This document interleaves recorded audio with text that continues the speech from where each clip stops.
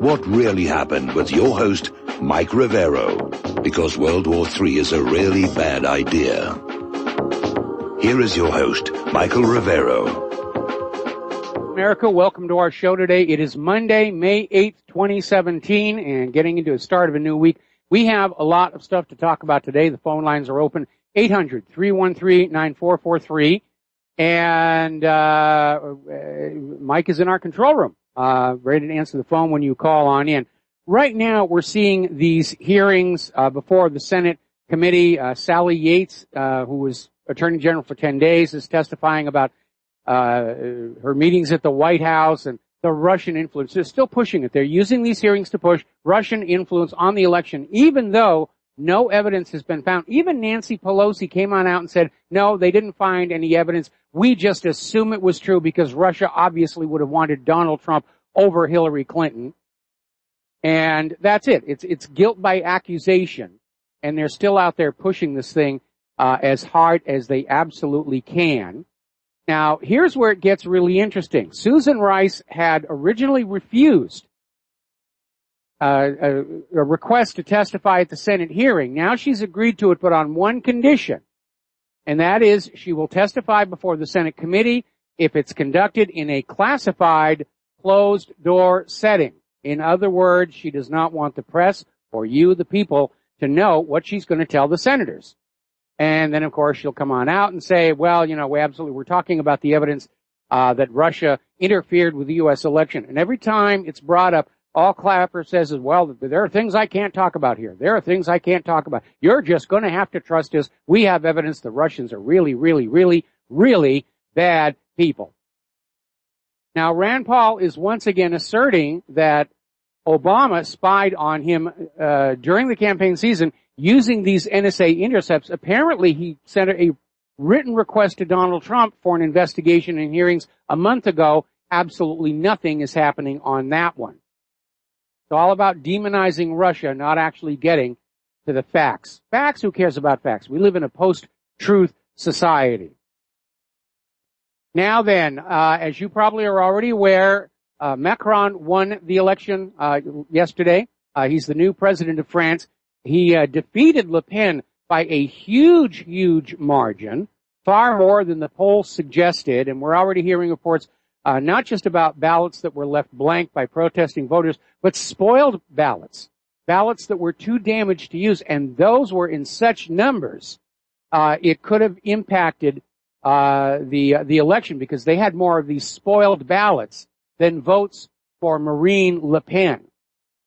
Now, Macron is already out there showing his European Union affiliation, servitude, was out there in his acceptance speech, I'll defend Europe, and apparently he waited until after the French national anthem had played and waited until they were playing the European Union anthem before he walked out to give his speech. He's just telegraphing that the European Union won that election last night, and already people are asking, was this election stolen, given so many that we have seen exposed as fraudulent in recent years here? Investment Watch blog, was the French election stolen, or do they just love being cucks? And another story here, we've just witnessed what can happen when the globalists work together, and saying it was a concerted effort of the world's globalist leaders to further their agenda at the expense of the voting public.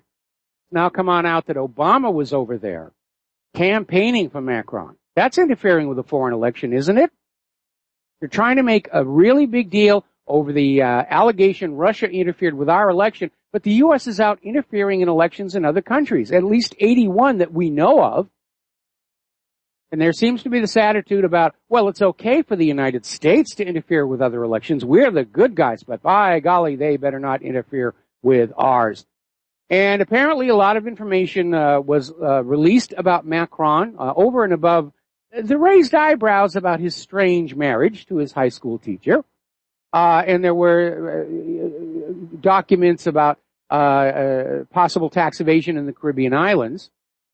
And, of course, immediately said, oh, the Russians are hacking us. The Russians are hacking us because they want Le Pen. Macron Gate is the biggest story in the world, certainly in the hours before the election. Twitter was caught actively censoring it. Anything about Macron Gate was being taken down. And the French police are targeting the citizen journalist who uploaded the evidence that Macron is using offshore accounts for tax evasion. So here we are. Government exists to protect itself and to protect the criminals. When there's a lot of overlap there. The laws are only being deployed against those of us who would be interested in getting the truth out. When you live with a government of liars, telling the truth is a revolutionary act. So Stefan Molyneux is out there saying, so Obama spied on Le Pen and endorsed Macron. If this is him not interfering in a foreign election, what would interference really look like? And he's absolutely right.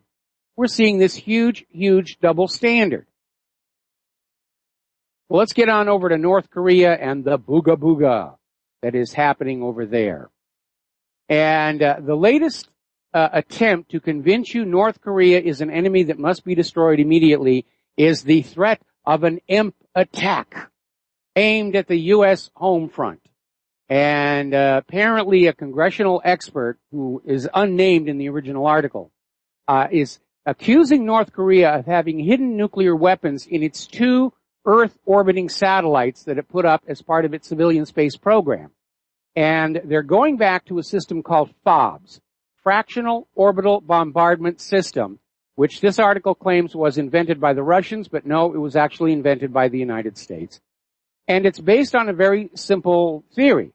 Satellites that are being launched into orbit follow a different trajectory off the ground than a ballistic attack missile. Ballistic missiles, in order to maximize range, go up at 45-degree angles. Satellites tend to launch vertically to get out of the atmosphere before they pitch on over and go for speed without the air resistance. And so the theory behind FOBS is that you would have a warhead disguised as a satellite and you'd launch it as a satellite and it would be in orbit, and then when it was over the target, it would deorbit and strike, or it would detonate above the atmosphere for an M. And that's what they're now claiming North Korea is already in the position of being able to do because of their 2 Earth-orbiting satellites. So that's your daily dose of booga booga. And maybe they're considering doing an imp attack on the U.S. as a false flag to get you all hot and bothered for the coming attack here. All right, we're going to do a shout out now to our on-air affiliates who are rejoining our network. And this is a good point for us to mention that we are in the middle of the Republic Broadcasting Network's May fundraising drive, and I am being told that this is really very, very serious. We've already seen other independent media broadcasters be driven from existence by economic warfare, going after the advertisers, trying to find ways to harass them, lawfare. They're going after Alex Jones. They've gone after my advertisers. It really is a war out here, and RBN needs your help, or they're just not going to be around, is what I'm being told. So there are 3 ways that you can, and by the way, I hate asking for money. You know that about me, but it's really, really desperate. So, take down this phone number, 800-724-2719. That's 800-724-2719, and you can call in and arrange for a donation that way. There is also a PayPal link on republicbroadcastingnetwork.org's webpage, and there is also a postal address where you can send a check or cash donation. And nobody out here is living the life of luxury. We're really on the edge at RBN, just as we are at whatreallyhappened.com. And the only way we're going to be able to push back the big money oligarchical control of our country is the little money has to unite together in service to restoration of our republic. And these are desperate times for all involved. It's just high stress, and nobody is in this business with the illusion they're going to get rich. The big money goes to the paid liars on the corporate media. And so RBN needs your help, and I know you've already been helping me, but hopefully you can do just a little bit more. Every little bit is appreciated and needed over at RBN. All righty, getting on back to the military. As you're aware, the U.S. Air Force has been playing with this robotic space plane. It looks like a mini space shuttle. It's got the black and white tile, and it seems to have these extremely long duration missions. The very first one spent 224 days in space. The next one was 468 days. The one after that, 675. The latest mission of the X-37B plane lasted 718 days, and nobody has any idea what it was doing up there on any of these missions. So people are just kind of wondering what's going on here. Now, over in North Korea, their election is tomorrow. And the polls are showing that a former anti-government student leader, Moon Jae-in, is likely to succeed the ousted President Park Geun-hye. And that's going to pose a problem for the United States, because Moon Jae-in is very much in favor of oppositions the U.S. has to this, is that Russia has declared this deal bars American jets from most of Syria's skies, saying you will not fly over these safe zones. That is what makes them safe zones. The State Department spokesman is saying, absolutely not. We have a right to fly anywhere we want in the world and bomb terrorists. And nobody can stop us. So that is the sticking point. Meanwhile, over at the United Nations, the UN Secretary General is saying, look, this is a good idea. This is a good deal.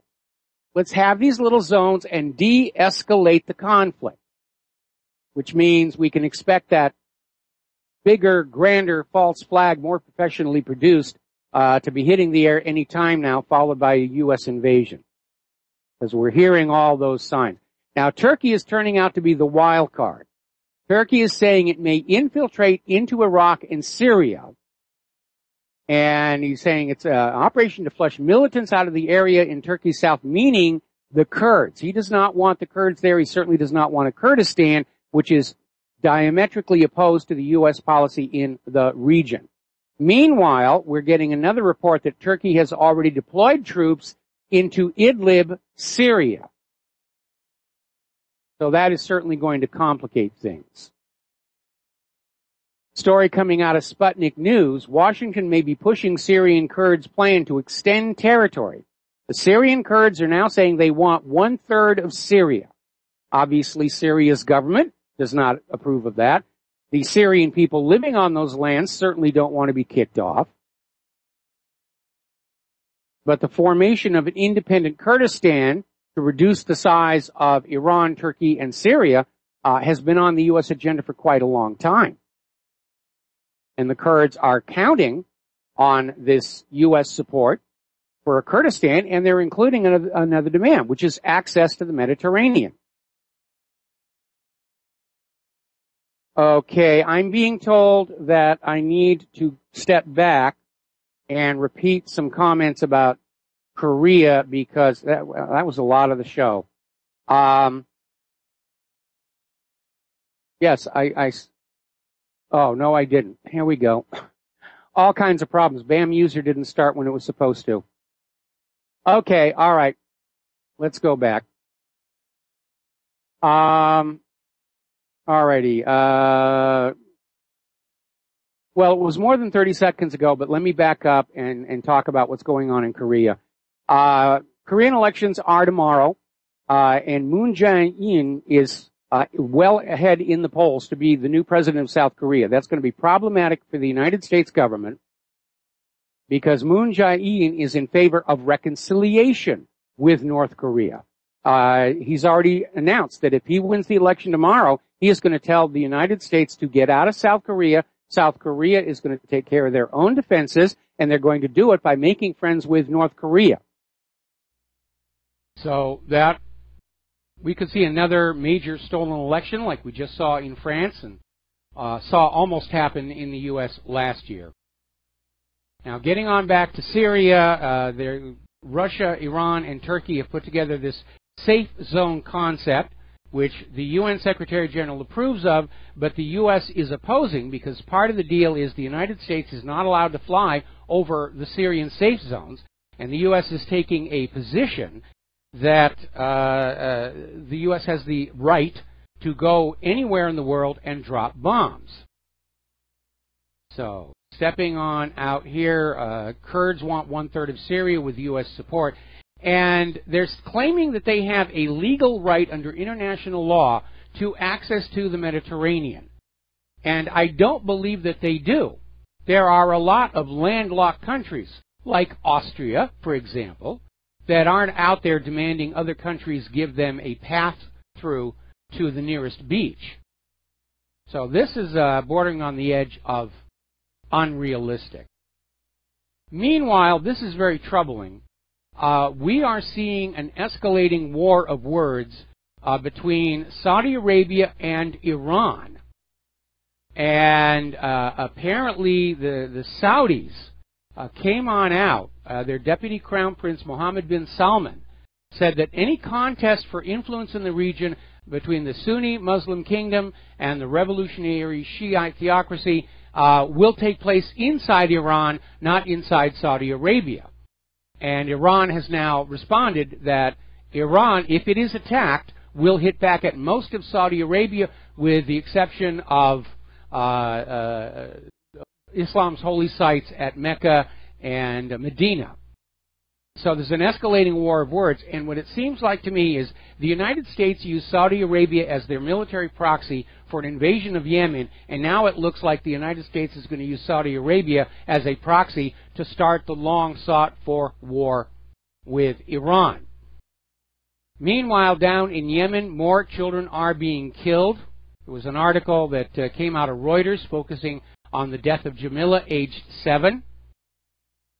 And, of course, they're trying to say, these people in Yemen, why did they persist in fighting against the outside invaders? Look how they're suffering. Well, it's the outside invaders that are the cause of the problem. Meanwhile, over in Israel, Israel is escalating the number of Palestinian home demolitions in East Jerusalem, which under the original UN partition plan is supposed to be Palestinian territory. And at the current pace, they're set to overtake last year's record high of demolitions. Apparently, they've bulldozed over 66 homes during the first 4 months of this year. They're just out there taking it. Another young Palestinian, 16-year-old girl, Fatima Afif Abd al-Rahman Haji, in East Jerusalem, was executed in cold blood by the Israeli police and border guards. Now, of course, they're saying she attacked them with a knife, but witnesses have come on forward, and apparently there's a photo to back it up, that she was non-threatening.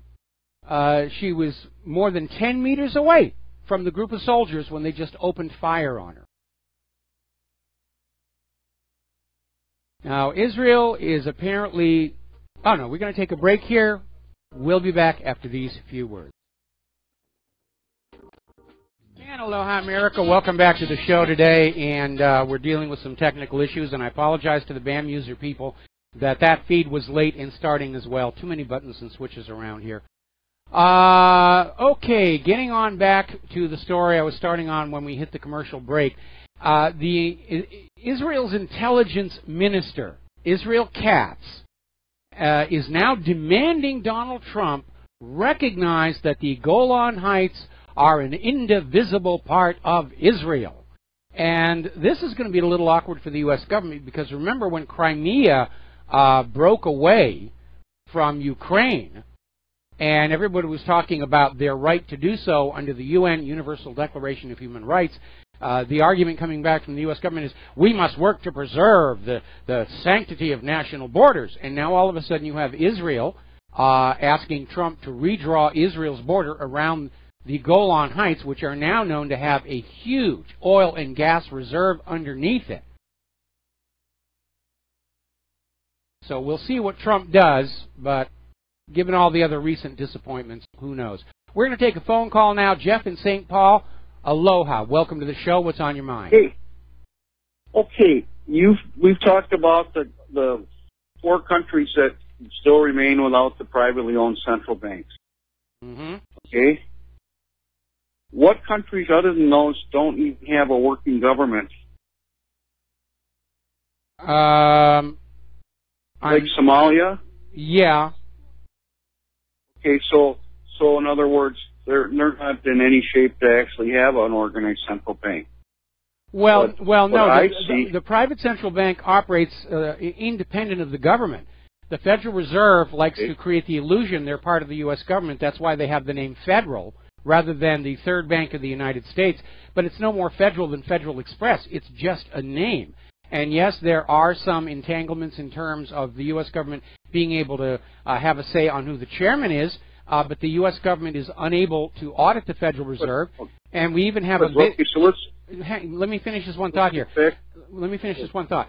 We have Alan Greenspan on a video admitting the Federal Reserve Bank answers to no federal government authority. They are a power unto themselves. So you're talking. Okay, so the country of Somalia.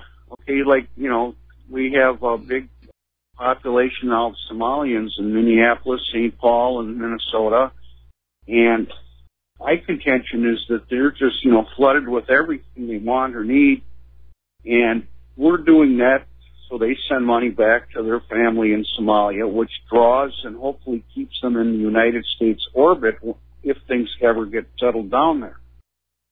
Well, my understanding is the U.S. is already starting to militarily intervene in Somalia.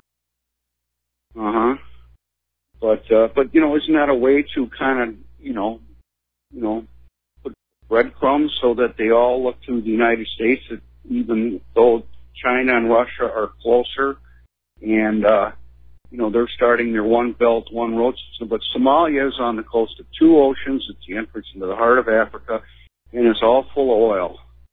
Well, let me point out, have you seen much gratitude coming from all the refugees who are getting free stuff in Europe and the United States of America?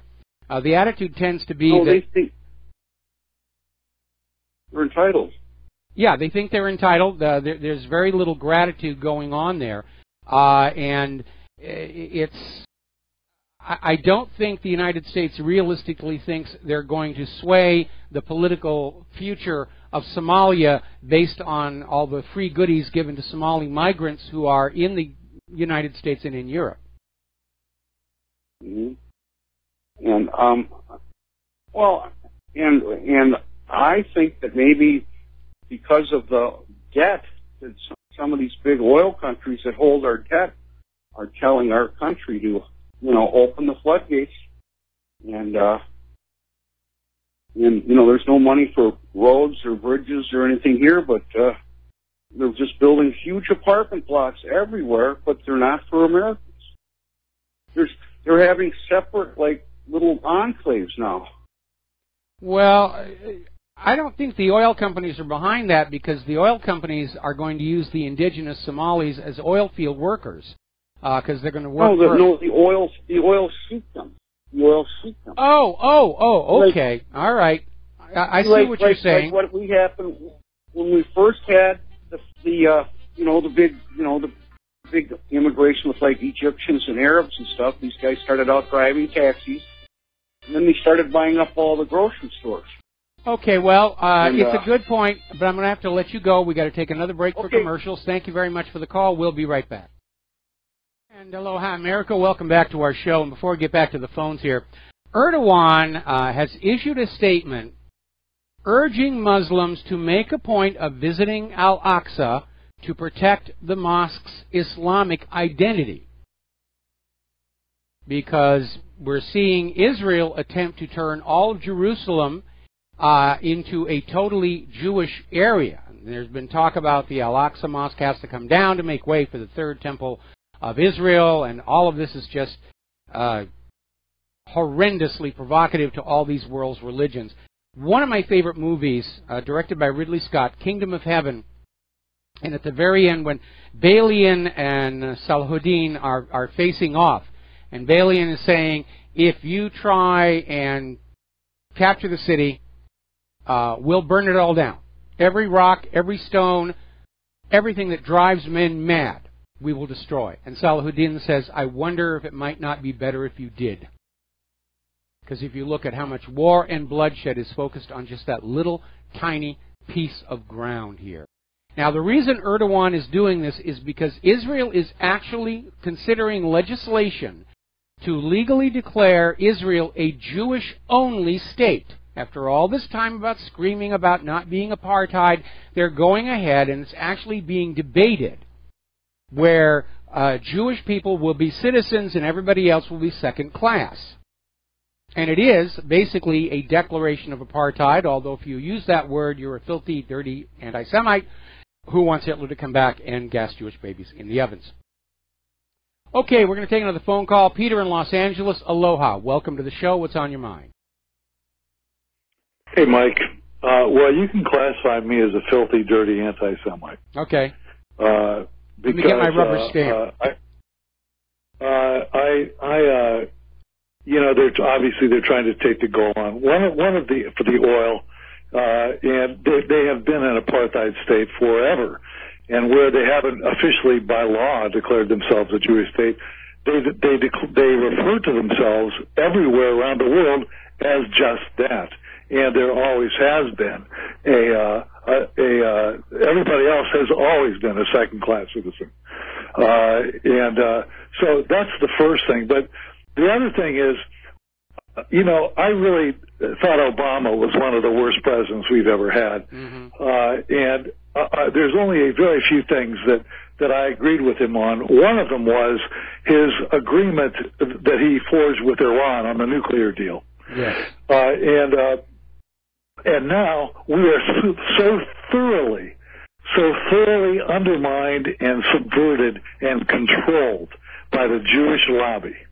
That they are investigating. Now you have to, it's like they did with Russia, where you can't treat with Russia anymore for fear you'll be, McCarthyited and called a traitor, basically. Yes. And now it's the same thing. If you agreed with Iran, with the Iran deal, they want to investigate Obama over forging that diplomatic deal with Iran.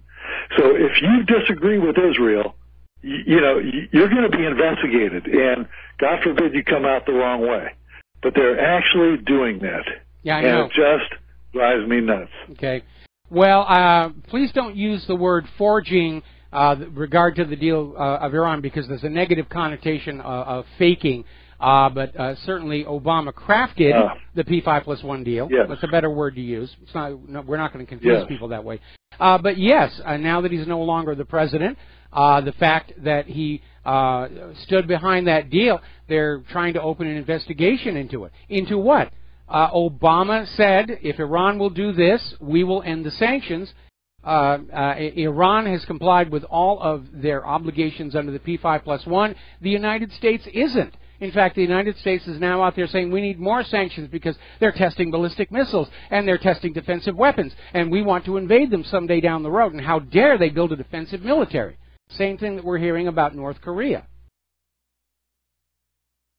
If you dare to reproach with Russia or to have a normal relation in a deal like the Iran deal, which was the best thing that Obama did by far, then you are going to be investigated and God forbid, maybe found criminally liable. That's how dictatorial their control is over the United States. Well, the investigation will be used to smear the Obama legacy, not that it needs all that much assistance, but in the end, as president, Obama had the legal authority to make this deal and sign on to it. And so there can't be any criminal prosecution. Obama, in that one case, was within the letter of the law. Well, what are they investigating for then, Mike? What they are investigating for is kind of what they accuse Trump of Russia of being on their payroll or caving into coercement or being an Iranian agent, or like they accuse Trump of being a Russian agent. Preposterously, but they did, and that's what they're doing here too. That's right. We won't be able to. Yeah. It's not really an investigation. It's just another political smear job. And Israel is sending a message that if you do not do what we tell you, we will destroy your historical legacy. Because all presidents are obsessed about their historical legacy. We certainly saw that with Obama during the closing months of his last term in office, where he's out there trying to rewrite history from within the Oval Office, which is a futile effort in the age of the Internet. But that's basically what it is. If you did not make us happy, we will destroy you in the pages of the history book. Michael, I would love to see all the sanctions that they have gone to so much trouble to make sure that we put onto Russia. I'm talking about the Jewish lobby. They put onto Russia, we put onto Iran, we put onto Syria. That all of those sanctions were redirected to Israel. That we put no fly zones over Israel. And I would like to see us drop arms and munitions to Gaza, and force open the blockade with our Navy. That's really what they deserve. They're proliferating the nuclear weapons. They're invading everybody. They're the ones interfering in our elections and controlling us. And they don't even hide it. They don't even hide it. They don't even hide it. They've got AIPAC and all these other pro-Israel organizations that are shaping the American politics, but we're supposed to think that's okay. It's just only wrong when Russia does it. And they can't even prove that Russia actually did it.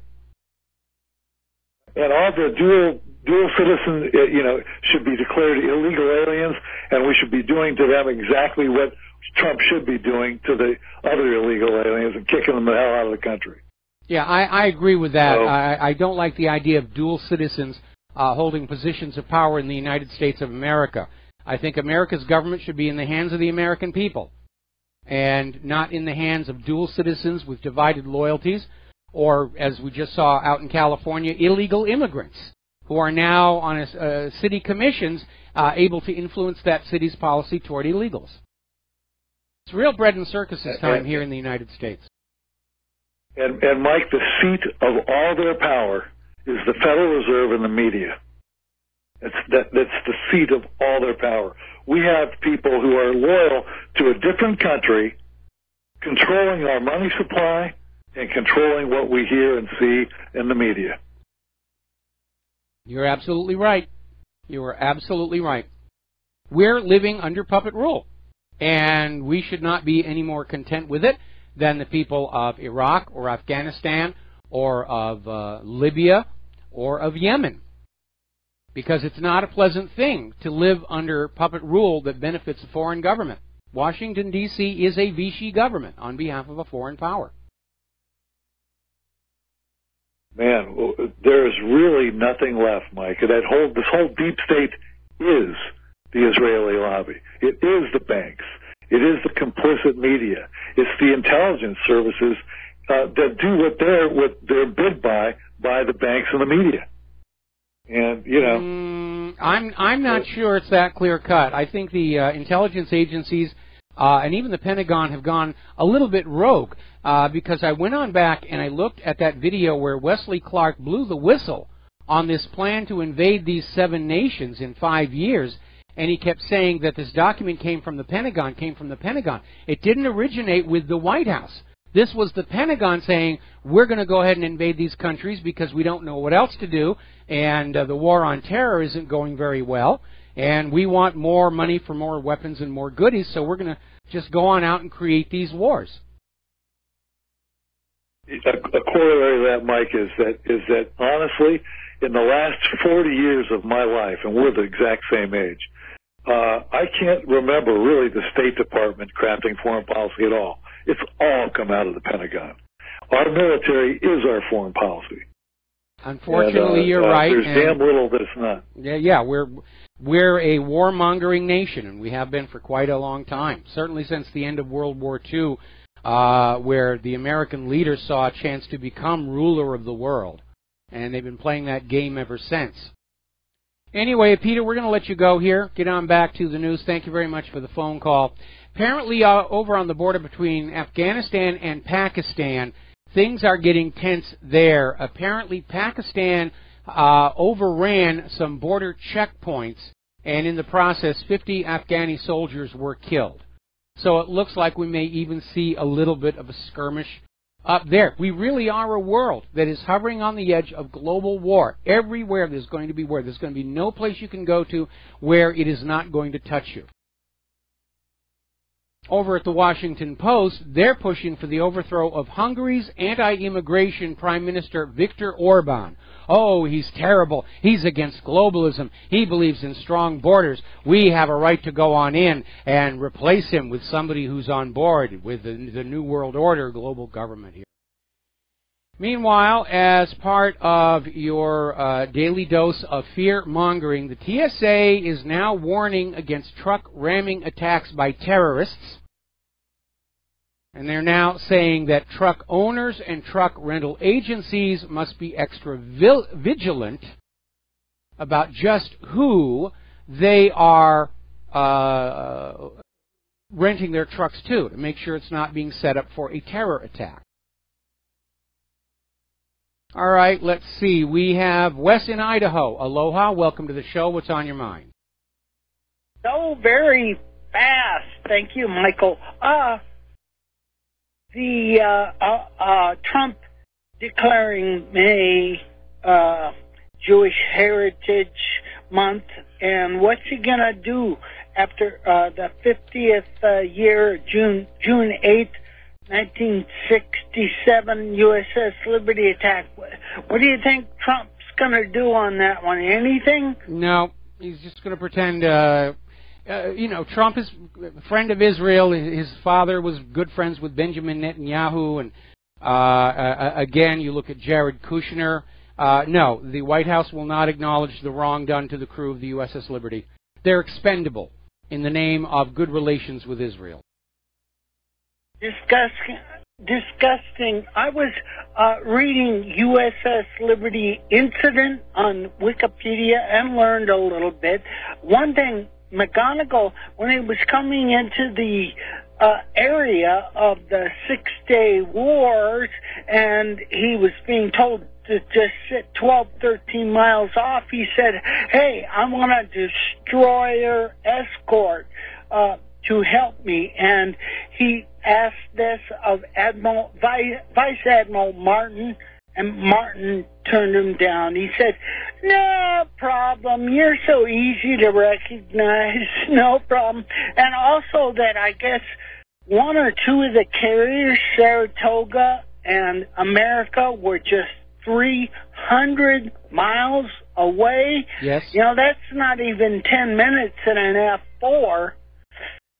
They could have been there quick.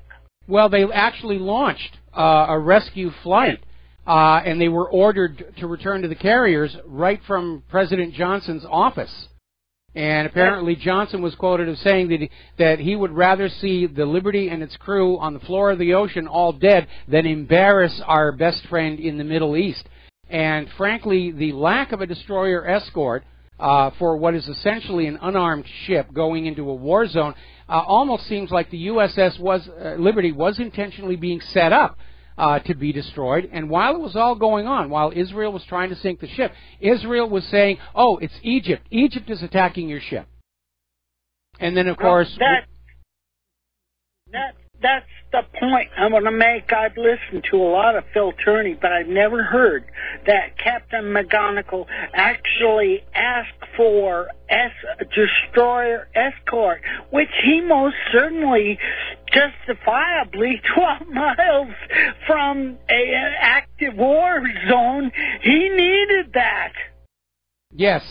He did. It was a reasonable request to make, and the Vice Admiral, yes. There's definitely an issue there in terms of him not getting that escort, given the situation. In hindsight, it looks like they were being set up, just like the poor people here in Pearl Harbor were set up on December 7th, 1971. And worse is, we let them get away with it. No, we didn't. We didn't. President Johnson and Admiral of the Navy John McCain let them get away with it. That, unfortunately, I learned this a long time ago. The people get the government they deserve. If they don't stand up and, hang LBJ before nightfall would have been the proper thing to do. We don't stand up. We don't get involved. We don't care. Just not enough of us get out there and do the things we should do. I'm writing a 10-page letter right now to Trump and asking just what he's going to do on June 8th, 2017, when, you know, all the congressmen and LBJ have done all this to we the people. I mean, atrocious things. LBJ, not only that, I know you don't believe in reverse speech, but most certainly LBJ, when he was making the condolence speech to the people on 3 or 4 days after JFK's death, he actually said in reverse, we killed him. We bumped him off. All right, Wes, okay, that was the shark. That was the shark, and we're at a commercial break anyway, so I'm going to have to let you go. Thank you very much, and we'll be back after these few words. And aloha, America. Welcome back to our show here, and before we take any more phone calls, because they're waiting, interesting little story. The FBI has come on out and said there will be no charges against former National Security Advisor Michael Flynn because they could not find any evidence that there was any kind of illicit content in the telephone conversations with Russian Ambassador Sergei Kislyak. So Trump was wrong, not to mention weak, to let Flynn go. And it is interesting that the FBI is coming out with this information today because in her testimony before the Senate panel, Sally Yates is saying she was warned that Flynn was a blackmail risk, that he was compromised by the Russians. And the FBI is saying, no, there wasn't anything there. Obama just wanted to bug his political opponents. And his flimsy excuse for doing so is falling apart. All right, real quick, Ramsey in Canada, aloha. Welcome to the show. What's on your mind? Yes, sir. I just want to ask you a question. I was talking to one of the RBN hosts yesterday, and he got really upset because I told him, show me the evidence, because he said that Russia hacked the DNC. Russia was involved in the American election, the British election, and the French election. So do you agree with that? Like, I'm just kind of confused. Well, yeah, obviously, in an age where we know governments lie to their people, like Saddam's nuclear weapons, anytime the government makes a declaration like that, you have a right to say, where is your proof? Show me the actual raw data that proves your statement. And, of course, what we're getting down here is, oh, we can't do that. It would reveal methods and sources. You're just going to have to take our word for it. Well, no, as a matter of fact, we're not taking your word about anything anymore, not after the humiliating way we've been lied to so much for so long. See, but the RBN host yesterday said that Russia hacked the DNC computers. Is that true? No. The DNC was a leak, most likely by a gentleman named Seth Rich, who leaked out the documents because he realized what the DNC was doing with regard to Bernie Sanders was dishonorable at best, illegal at worst. And so, yeah, there was the leak, and that's where WikiLeaks got it. And then Seth Rich was assassinated. They claimed it was a robbery, but he still had his cell phone, his watch, and his wallet when the body was found. And this whole Russia demonization all came up right after Hillary Clinton lost the election. And she's still out there trying... I'm sorry? She said, because I listen to people like you and other people at RBN, but that guy on Sunday, he comes once a week on Sunday, he keeps on saying things that are completely different from you and other people. And he also said Russia was involved in the French election yesterday. Calm down. You're drinking too much coffee. RBN does not tell the hosts what to say, so obviously some of us have different opinions than the others do. We need to take a break for station identification. We'll be right back. And aloha, America. Welcome back to our show, hour number 2. The phone lines are open, 800-313-9443. And we're looking, a lot of investigations going on, but of people who really can't fight back. Jane Sanders, Bernie Sanders' wife, is under FBI investigation over bank fraud that occurred involving falsified documents while she was running the Burlington College. And so they're going after that. Now, interestingly enough, a Democratic senator, Richard Blumenthal, is saying a special prosecutor should be appointed to investigate Huma Abedin's handling of confidential material regarding the revelation that she was forwarding classified emails from within the State Department secure network to Anthony Weiner's laptop, ostensibly for eventual printing. This is a Title 18 violation. And just as he did with Hillary Clinton, James Comey excused Huma Abedin and said there's not going to be prosecution because they couldn't find evidence of criminal intent. But if you actually read Title 18, criminal intent is not required. The mere act of sending classified information from within secured storage to insecure areas, that is the crime. And it can be done carelessly, negligently, completely by accident. It is still a felony violation. And Comey should know that, or he probably does know it and hopes that you don't know it. But now we have this Democratic congressman saying it's time for a special prosecutor for Huma Abedin. So it looks like Huma Abedin is the designated scapegoat for the email server scandal. They're going to drop it all on her. Oh, had nothing to do with Hillary. Huma was her assistant. She was doing it all. Bad Huma Abedin. She's going away for a very, very long time, unless she dies in a small plane accident or gets really depressed in Fort Marcy Park. But it looks like she's going to be railroaded for this. The sacrificial lamb. I hear the train a-coming, rolling around the bend. Anyway, Paul Craig Roberts, and I think I mentioned this a little earlier in the show, American Democracy, a Dead Man Walking, and he's basically saying the lesson from the last two presidents is simply that we the people cannot change the nation's policies through elections, because the oligarchs control whoever is elected. Obama campaigned on ending the wars, shutting down Guantanamo, did not happen. Trump campaigned on getting out of this culture of interventions in other countries. We didn't get that. The oligarchs are in control, and just barely, because again, it looks like the federal government is really fragmenting. FBI's gone off on its own little thing. The CIA's gone rogue. The NSA's gone rogue. The Pentagon has been rogue for a long time. They're trying to maintain the illusion that there's a unified government that you voted for, but that's all it is. It is an illusion. Now, here's a very alarming story, and I think it displays the real attitude by government toward you, the American people.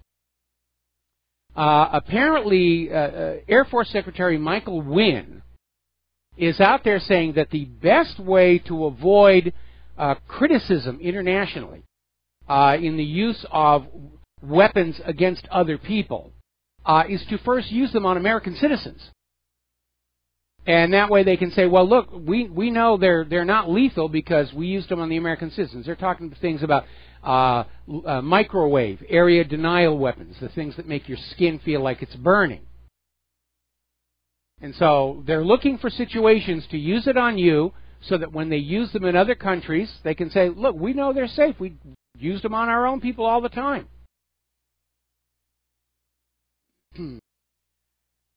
Now then, article coming out of RINF.com. Leaked drone footage. Oh, wait a minute. We still have a caller waiting. I'm sorry. George in Texas, thank you for waiting so patiently. What's on your mind? How you doing, Mike? First of all, I get for a reason why I called is, like, don't forget about Hungary. Not only they won't go along with the globalism, but they got weapons of mass nutrition. Okay. So, and I would love to go dining there someday.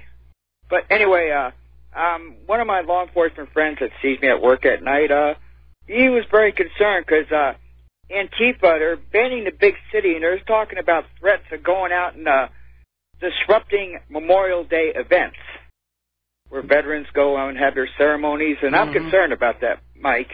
And believe me, if Antifa does that, I hate to say it is going to make them look even worse than they do now in the public eye. I would absolutely agree, especially when you realize that they're going up against combat veterans. Also, too, a lot of them are frail. In Texas and other states, if you hit a person above a certain age, it is a felony, not a misdemeanor.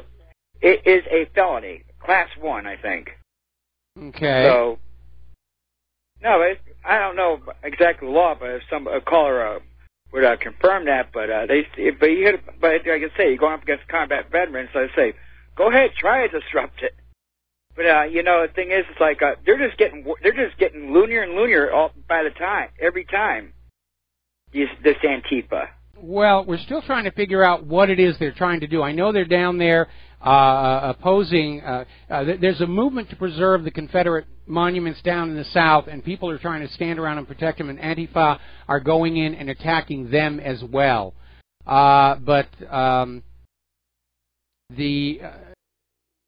It's hard to see what their agenda is, but we do know they're being funded by George Soros. So this is another one of Soros' attempt. Apparently, Soros has decided that the U.S. is no longer useful as his military arm for the New World Order, so he's going to start breaking this country up. Also, too, another thing about this threat, like I say, they're not going to be attacking the big cities. They're going to be going out to suburban areas. They're doing flash mobs at Walmarts or all big box stores, supermarkets. I mean, they're trying to spread terror wherever they go. And I don't really think, Mike, it's going to work.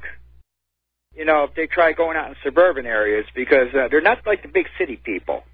No, they're a lot more independent-minded, and they're going to be a lot more likely to actually be armed and willing to defend their property. And depending upon what state you are in, the laws regarding use of force to defend your property are very much in favor of the homeowner in many states. Not all. You need to check your local state laws on that issue. Like I say, like his threat, they said it's credible, but from his police officer. But the thing is more like he's just saying. Since I work for a big box store at night, it's like he sits there and goes, because we just had a lesson plan on active shooters, which I mean I've seen all the time. But what about if you got to deal with a flash mob that storms your place of business? How are you going to protect yourself, your customers, your property? What can we do? I mean, that's I think the next thing we're going to have to worry about. I would agree with that. I would agree with that. Now, originally, a flash mob was a performance art piece where they would all of a sudden rush in, they'd sing something, they'd dance or go around. They wouldn't cause any damage, and then they would leave. But lately, the flash mob concept has turned to crime, like we saw up on the BART trains, where all of a sudden 40, 50 young people will just rush into a train, rob everybody, and then split and just vanish, and the police don't know how to deal with it at all. Anyway, listen, George, I'm going to let you go. We're falling behind on our news points. We're going to take one more phone call, and then we are going to close the lines for a little while until I get caught up on the talking points. So, Brendan in San Francisco, aloha, what's on your mind? One thing was, Mike, I was wondering whatever happened to Dustin from New Jersey. It's been a while, but that's not why I called in. They did catch one of the guys that was involved in that BART train flash mob. Good. Just an update there. And I just wanted to call in and remind folks about the GoFundMe, Move Mike and Claire Back to mainland. Brendan, as we traded in email, I'm actually very uncomfortable with this.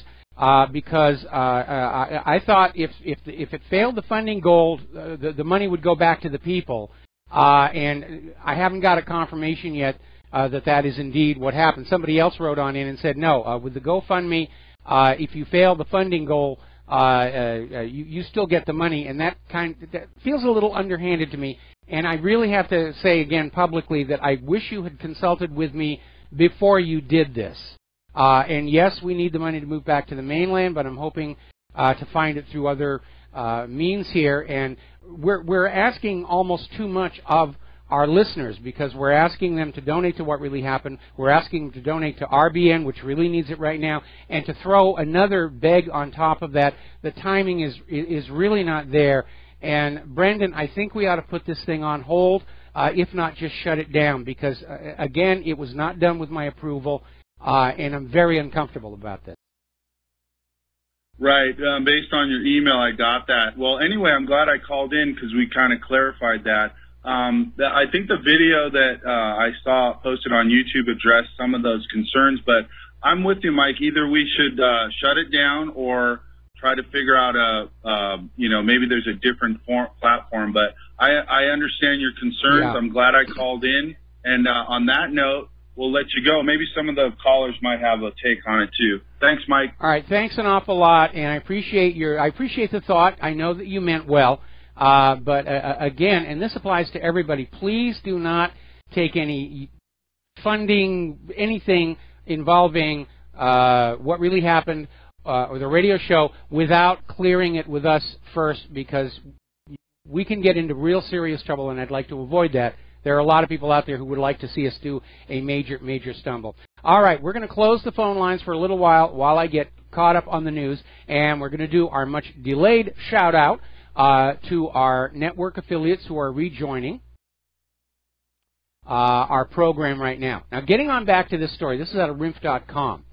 Somebody has leaked drone footage from drones being used for training by the U.S. military, flying out over the coast of Florida, and these drones are using vacationers, fishing boats, jet skiers, as dummy targets, where they're flying up there thousands of feet, and they'll direct the camera down onto your boat and follow it along for a while. Now, obviously, there is no direct harm, but there's a certain lack of respect for privacy, because sometimes people out on boats away from shore, they get very informal in their clothing. I used to see that when I was doing a lot of rag setting down in Southern California. And they don't necessarily want to be spied on from above.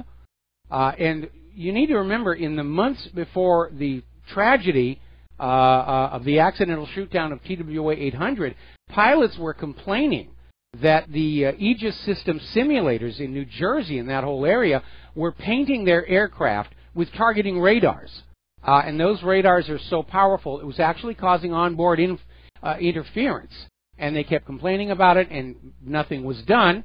And then, of course, we had the tragedy with TWA 800, where it was accidentally shot down during a test of the Aegis CEC missile system. Now, Russia is out there with a new update on their surface-to-air defensive missile, the S-500. It's about to enter service if it has not already.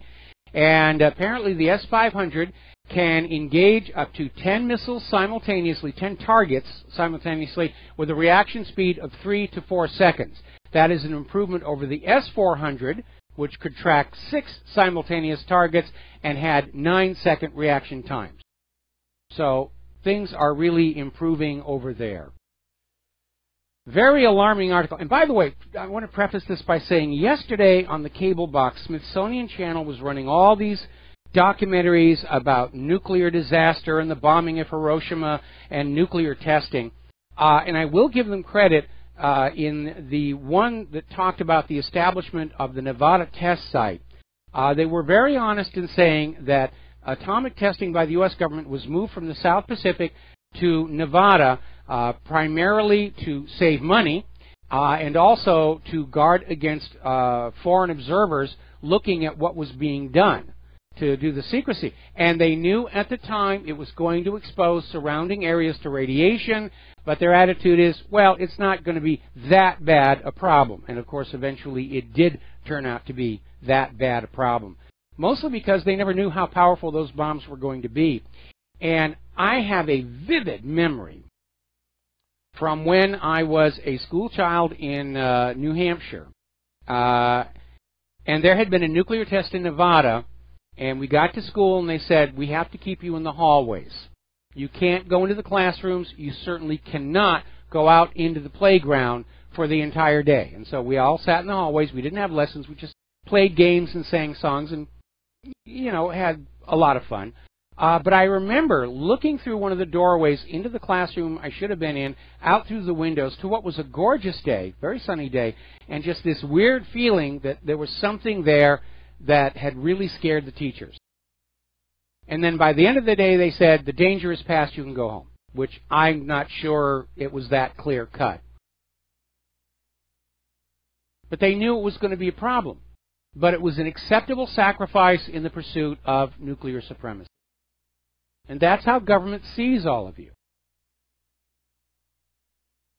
So, apparently, over at the Bulletin of Atomic Scientists, Hans Christensen, who's director of the Nuclear Information Project of the Federation of American Scientists, is basically saying that this recent program of what was a warhead life extension program, which is allowed under the various nuclear treaties, was actually a cover in that the U.S. military has vastly increased the yield of its warheads. This is a violation of arms limitations, nuclear arms limitations talks. And I'm wondering where the IAEA is in all of this, because they're supposed to keep an eye on it. But apparently America's nuclear warheads now have higher yields than are officially listed. And that's not a pleasant thought. Now, a while back I said one of the most important things you can all be doing is send a message to the world that we, the American people, do not agree with or support this agenda of conquest, especially confrontation with Russia. And somebody actually went on out there and did it. They created a website on which people can post messages of friendship to the Russian people. This is not to Putin. This is not to the government. This is the American people to the Russian people, and I want to read you one of them.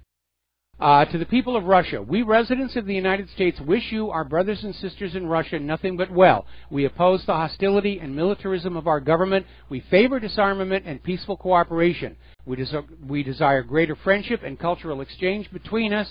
You should not believe everything you hear from the American corporate media. It is not a true representation of Americans. While we do not control any major media outlets, we are numerous. We oppose wars, sanctions, threats, and insults. We send you greetings of solidarity, trust, love, and hope for collaboration on building a better world safe from the dangers of nuclear, military, and environmental destruction. I'm in a perfect agreement, except that I would expand this message to all of the people of the world now in the gun sights of the American warhawks. If we can do nothing else, we can shatter the illusion being put out by the U.S. government that the American people are wholly on board with all these invasions and wars. Because we are not. And it is time to be honest about it, and it is time to be vocal about it, as loud as we can. We do not support these wars. We know these nations being attacked are not a threat to us. They are merely resources that are being gobbled up by American corporations who consider invasion and conquest the low-cost alternative to actually negotiating a fair price. Because after all, it's not their money and their children spent on the war, it is yours. Now, speaking of pulling the plug, Sputnik is now being denied press credentials for Capitol Hill because of their ties to Moscow. They're starting to draw the lines in the media. Friendly media will be allowed in. Media that's connected to Russia is now being held outside. We don't want to hear what you have to say. We don't want to hear your questions. And it's just like in World War II where they resorted to jamming to block broadcasts from other countries.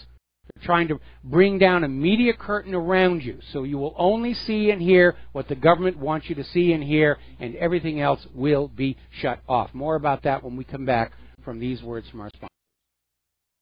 Aloha America, welcome back to our show here, and getting on back to this issue about the media, the corporate media and governments are trying to start to put the walls up. I understand Facebook is already canceling accounts over in Great Britain in advance of the general election, and I'm trading emails with somebody in Great Britain who says that access to my website has now been cut off as well. Story that came out of InfoWars where apparently there is an attempt to get Alex Jones off the on-air broadcasters. The entire independent media is under attacks right now, which Again, if you remember what I said at the beginning of the show, RBN is in the middle of their annual May fundraising drive, and this time it is really, really needed. And as I was telling Brendan in San Francisco, it's very rough to be asking for donations to whatreallyhappened.com and then ask for donations for RBN who really need it, and then have this other thing as well. And I think we're just going to shut that down, and I appreciate the few people who did donate to that, and we'll put that money to good use.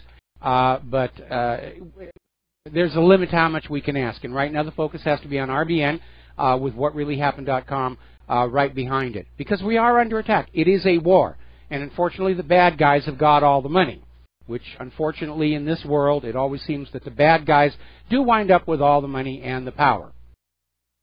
I'll have another comment about that further in the show. Now, not everything is doom and gloom, because for those of you on BAM User TV, I received this in the mail today. And what it is a Donald Trump ring. It's got his scowling face on there. And it was a gift from a company called BigJoesBikerRings.com, who bill themselves as the official maker of Trailer Park Boys jewelry. And I went on over to their website and looked at some of the stuff, and it's really kind of a lot of fun. And they have the Trump rings in stainless steel, bronze, and sterling silver. So thank you very much for the ring. I actually can't wear it while I'm working because it slams into buttons on the mouse and sends me into very strange things. But I do appreciate that.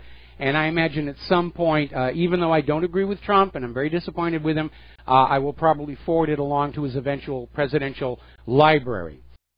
If you remember, during Obama's second campaign for second term, when he was up against Mitt Romney, and somebody sent me these little puppets that you would put on, and there were levers inside that you would push where they had boxing gloves in each other. And I packed those up and sent them for Obama's presidential library. And it was the only time I got a nice email, not an email, regular mail. I actually got a note of thank you from the White House for that. So they do appreciate a good, well-thought-out gift. And so that's where this is going to go.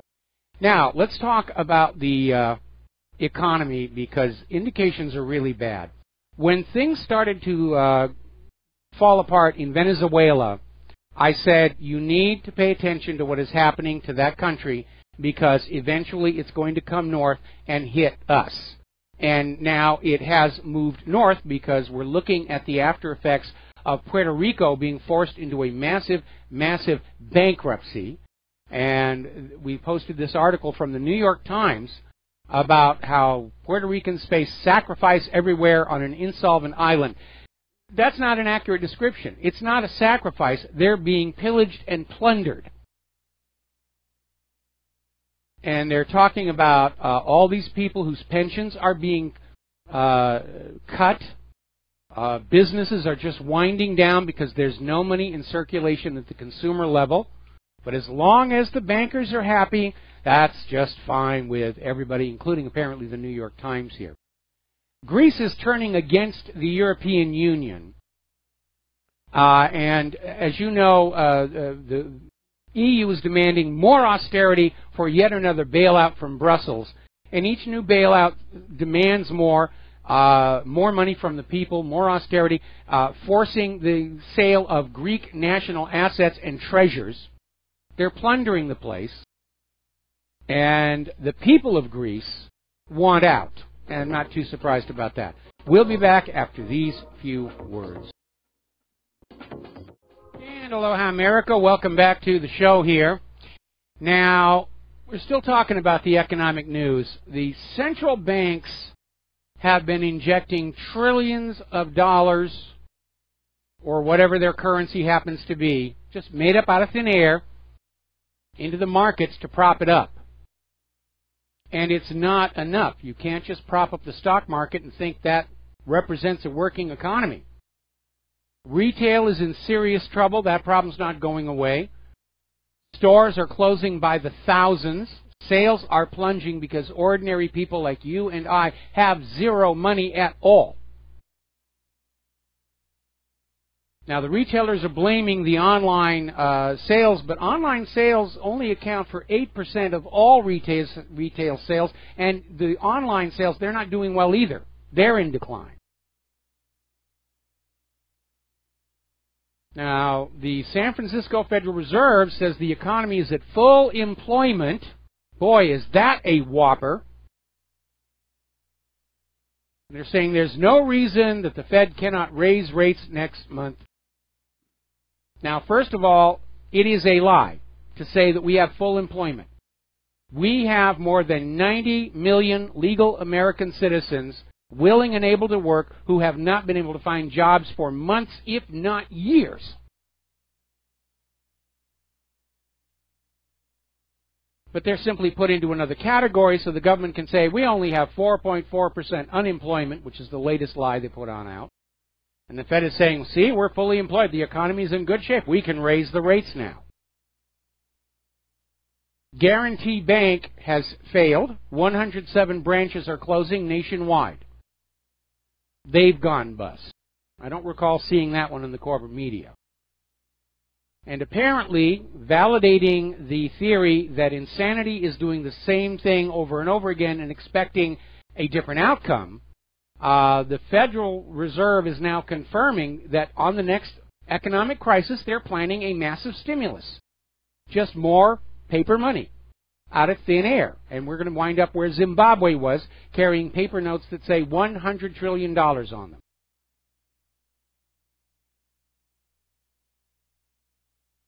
So the problem is the debt. And we have debt because the banking system we have, private central banking, survives on debt. That's what it does. It is designed to create more debt than money with which to pay the debt, so that that imposed sense of debt obligation can be used to control you and your government, your nation. Private central banking is not about economics, it's about enslavement. Commercial real estate loan delinquencies are on the rise again, and this is tied into the decline in retail. I have to admire the courage of people who will go on out there and try and open a store at the local mall. We've got a new one down at the bottom of the hill. I'm blanking on the name of it. I think it's called Bookends. And it's full of all kinds of memorabilia from Harry Potter and all that cool stuff. And I love looking at it. I can't buy any of it. But I admire their courage in it's called Lunchbox. That's what it's called. But I admire their courage in trying. Now, apparently, as retail declines, as the need to deliver things declines, the need for trucks are declining as well, and this has led Ford to shut down or start laying off at their medium-duty truck plant. See, it's all hooked together. There's a cascade. It's not just one sector of the economy that goes into trouble. Everything connected with it gets dragged down as well. When an automobile manufacturer shuts down an automotive assembly plant, all of the other small companies supplying parts to that plant lose that business, and some of them shut down. And those people are all let go, along with the auto workers. Bernie Sanders has come on out with an observation that these days the American dream exists in other countries, but not here. And he's absolutely right. And of course, governments everywhere, on every turn, when they get into trouble, what do? Find another way to do a tax. In California, there must be something in the water out there. California now is toying with the idea of taxing space flights per mile they travel. Now, it's one thing to say we're going to tax automobiles for every mile they drive because they're driving on state-constructed, hopefully maintained roads. But in terms of space flights, it's just up in the sky, in the air. There is no government-supported infrastructure up there. But apparently California wants to collect taxes from space transportation companies based on this very weird formula of how frequently a company launches spacecraft out of the state, and more absurdly, how far a commercial spacecraft travels from California soil. They want to tax space travel per mile, and they have laid claim that 62 miles above California now belongs to the state of California. And anything that passes through it is subject to a tax or tariff or fee. Now, I think the 62-mile limit is where, above that, there's an international treaty saying nobody has sovereign jurisdiction. Otherwise, you would have this impossible idea of countries saying you're not allowed to send your satellites over my country without paying a huge fee, which would be unmanageable. But California is planning to say all of the sky up to 62 miles in altitude above California belongs to the state of California. Don't you dare use our sky without paying a tax for it. Don't you dare collect rain that falls from our sky. It's getting a little bit la-la land out there in la-la land. Now, Macron's election victory, which he's describing as a victory for the world, he's not being pretentious at all, is he? It sparked a $300 million panic dump in gold futures. Maybe, maybe not. But it's going to depress gold prices, even though demand for physical gold bars and coins is up 9% in the first quarter. And the only way they can keep gold prices from going up is they blend the contract prices and the physical prices, and that is the London Daily Fix. And they use that paper trade, they manipulate the paper trade to keep the price of the physical metal as low as they possibly can. Okay. Bureau of Labor Statistics is still out there with their 4.4 unemployment, and nobody's believing it. Not when you have more than 90 million Americans who haven't been able to find work for months or years. Now, Spain's government is trying to unwind or rewind a property bubble they are now in. And as always, it amounts to a taxpayer giveaway that benefits banks, real estate agencies, construction companies, PE firms, and landlords. And we know Spain certainly qualifies as a fascist government, going all the way back to Francisco Franco. He was openly fascistic. But even without that label, history has always shown that ultimately the poor are made to pay for the crimes, corruptions, and stupid, dumb mistakes of the rulers. And it's happening again. Now, interestingly enough, over in Korea, there's been a development. A Chinese state-owned company has a joint venture with a North Korean company. And basically, China is not going along with the U.S. sanctions against North Korea. And the U.S. is trying to apply pressure. But we've seen this pattern repeated before. All U.S. sanctions do is cut off the targeted countries from doing business with the United States and its allies, which means economic losses for the U.S. and its allies, and we can't afford that. And it drives the targeted countries into the Russian and Chinese spheres of economic activity. The sanctions are not making the economy better, they're making it worse. Sanctions are what we do to countries that won't do what we tell them to do. Well, they're certainly not going to do what the U.S. tells them to do when they're being buddy-buddy with Russia and China. Now, apparently, while George Soros was in Rome recently, amid this whole migrant transport scandal, he arranged to have a secret meeting with the Italian Prime Minister. And this problem of African migrants has become a case of national importance for the people of Italy, and it's now under investigation from the prosecutor of Catania, who recently testified to the Defense Committee of the Italian Senate and will meet soon with the Superior Council of the Magistrate. And so there have been harsh criticisms of the activities of the George Soros NGOs, and they're starting to make noises like Russia and Hungary saying we need to kick them out. But apparently, George Soros believes he has an ally with the Italian Prime Minister, and had this little meeting to try and reverse it. Now, over in Hungary, which has already moved to kick out the Soros NGOs, Hungary is now demanding the European Union Vice President Franz Timmermans resign after he branded any criticism of George Soros' activities regarding refugee migration as anti-Semitism. You know when they've run out of arguments, that's their fallback position. Immigration is harming Europe. Oh, you're just being an anti-Semite now. These aren't even Jewish people. They're Africans and Syrians. Well, you're still being an anti-Semite if you oppose George Soros. And here is where it gets really weird, and if you are living in Europe, you want to pay attention to this one. This is out of prisonplanet.com, and I got confirmation from a couple of other sources as well. Some of the member states of the European Union are planning to decriminalize rape by the migrants because rape is their culture. This is a movement that is building in France, Sweden, Germany, and other of the nations.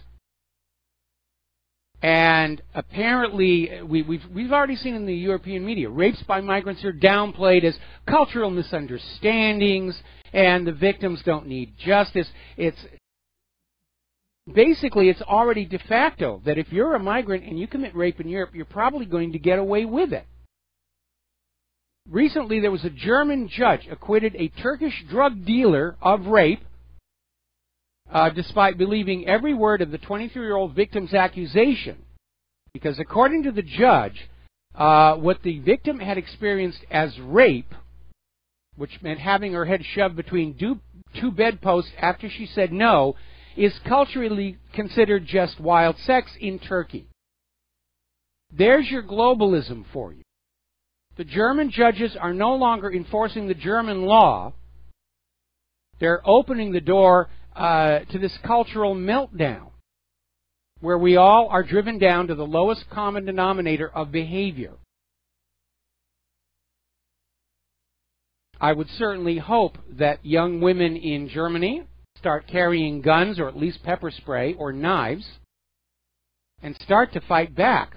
But when you have a government that is so on board with globalism that they're going to allow your young women to be raped and for the rapists to get away with it, you have got a serious problem in your country, and it is your country. And you shouldn't allow them to take it away and turn it into some foreign country where rape is an accepted part of life, because that's exactly what they're trying to do. And you should be outraged. Now, up in Sacramento, their taxpayers are now being soaked to fund the illegal immigrants. Not just supporting them and taking care of them, but for legal defense. The city of Sacramento is taking Sacramento tax revenues to hire lawyers to help the illegal immigrants avoid deportation.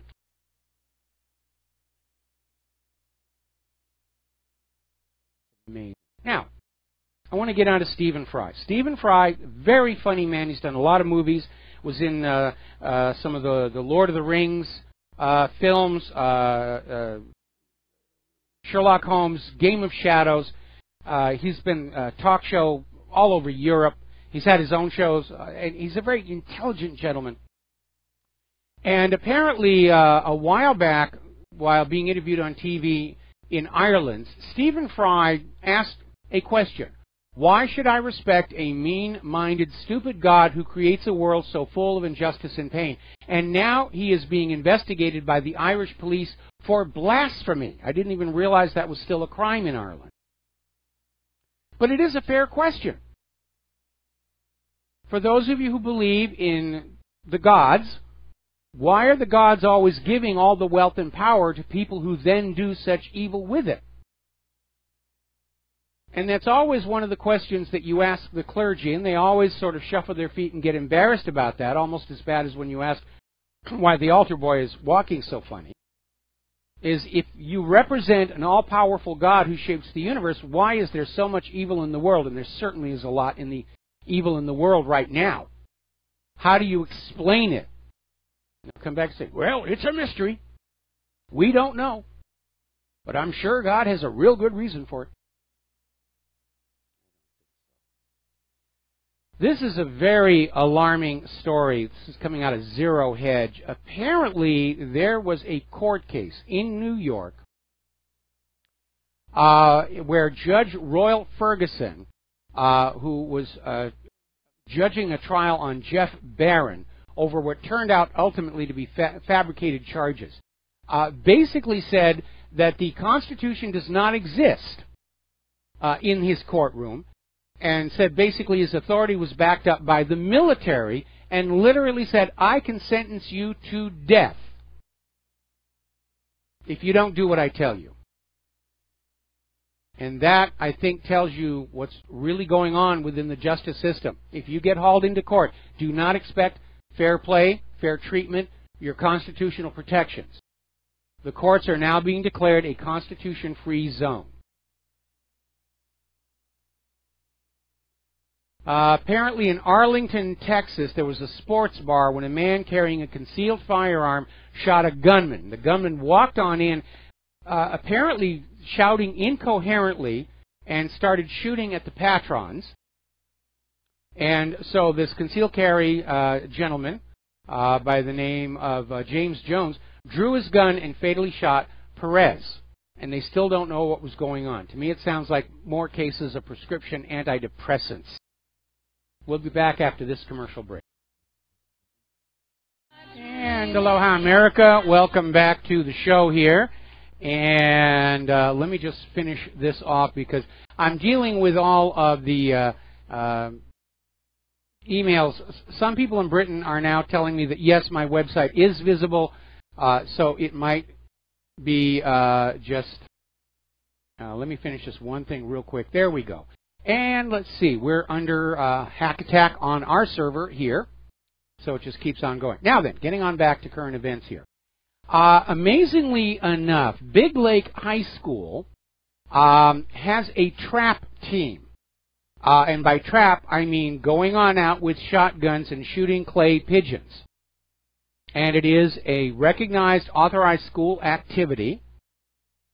And they consider it a sport, which is a good thing. But in putting together the yearbook, the school district said you cannot have a picture of the trap shooting team, and they have gone out and competed, because they're holding guns. Guns are evil. Guns are bad. Now, as I've mentioned many times before, when I was a kid in grade school, everybody over 12 had a gun.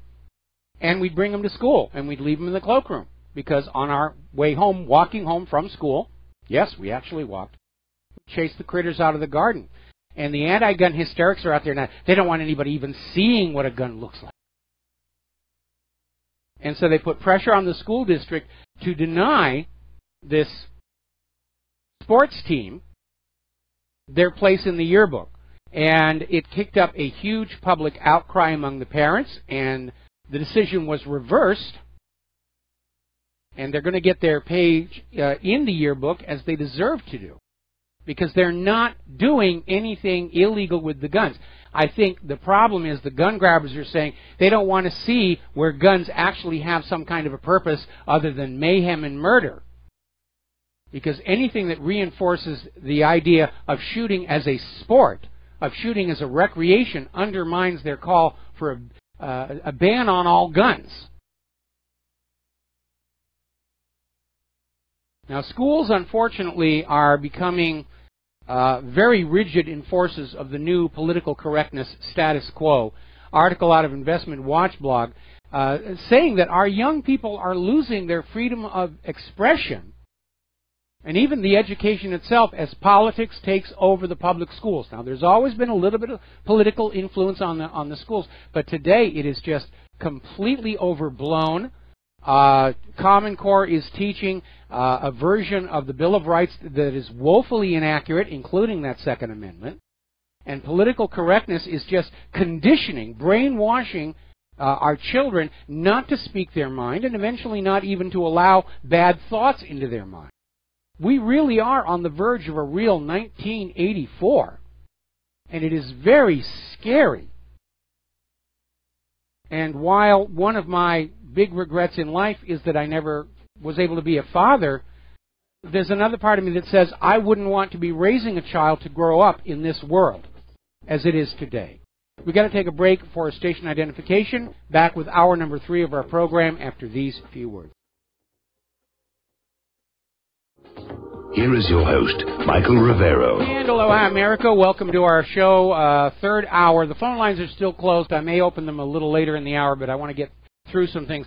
We're going to be talking about computers, and I'm going to start by saying that the person in Great Britain who said they couldn't see my site, they just emailed to say all of a sudden it started working again. And they're on the same ISP as the other person who said they could see the site. The problem may just be with the American networks. And I'm looking once again at the Spectrum outage map, and this is over at downdetector.com, which is a good resource to use to see if your ISP or cell phone provider is having some kind of a problem. And a lot of them really are. There's something going on with our domestic internet where there are all kinds of issues and problems. And Spectrum is still showing massive outages, lots of consumer complaints about it. And it may just be that problems in our own domestic internet are just not allowing things to get to certain places in a timely manner. Now, here's a story that you are going to love. Apparently, a doctoral graduate over at the University of Cincinnati wrote an artificial intelligence program called Alpha, specifically designed for air-to-air combat, and decided to test it out over at the Air Force Research Lab. And his first opponent, Alpha's first opponent, was retired United States Air Force Colonel Gene Lee, who was an experienced combat pilot and lost against Alpha. Alpha also defeated all of the other experimental air combat AIs available at the Air Force Research Lab and all the other volunteer combat pilots who tried to go up against it.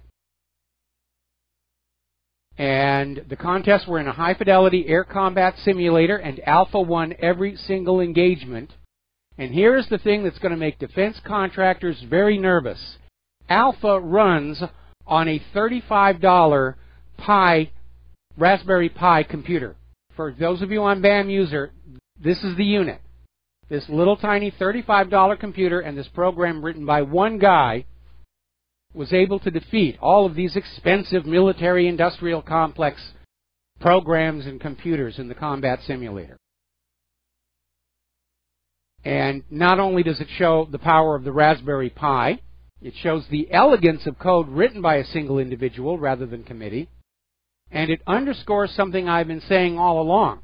The mere fact that the United States government is pouring huge, vast sums of money into the military does not guarantee that military will be effective. And again, we go back and we look at all the problems with the F-35, all the problems with the F-22, the Gerald R. Ford, the Littoral-class combat ships, the Zumwalt destroyer, and we see a history of extraordinarily costly boondoggle after extraordinarily costly boondoggle. So, cheers to that graduate student. I'm sure they're going to snap him up, give him a great job. And then they tell him, you can't use the Raspberry Pi, you've got to use this militarily approved mil-spec computer that costs $35 million each. Another story, this one's coming out of Gizmodo.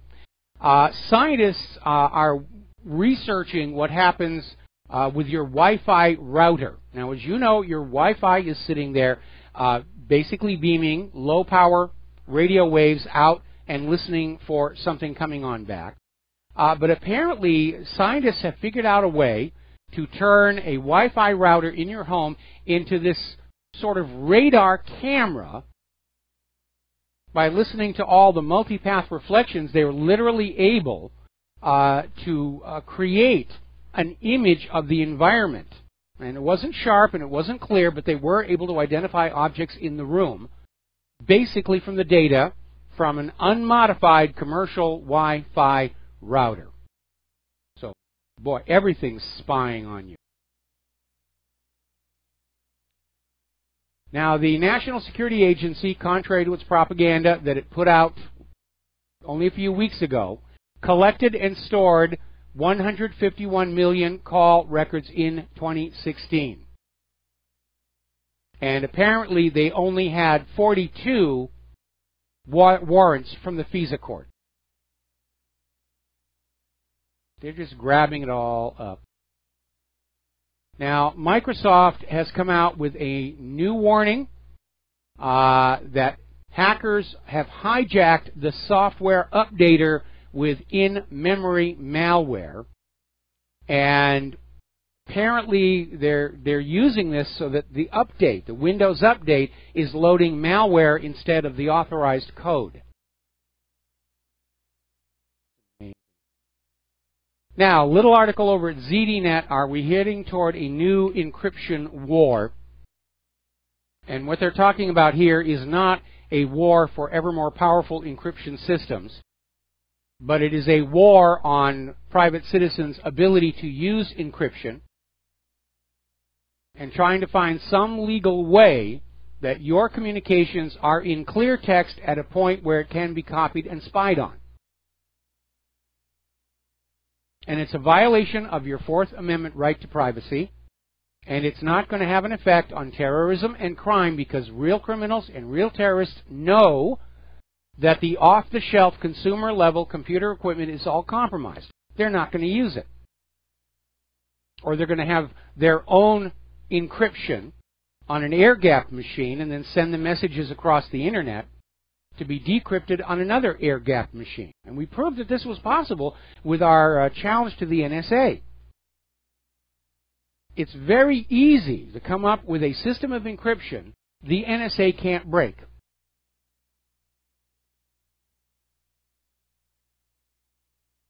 Now, here's another very alarming article. This is out of the Daily Mail.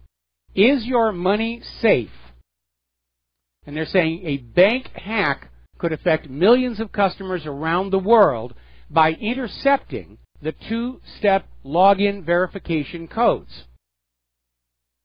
And this is called the SS7 service, and it helps mobile networks across the world route calls and texts by keeping calls connected as users speed along roads, switching from signal tower to signal tower.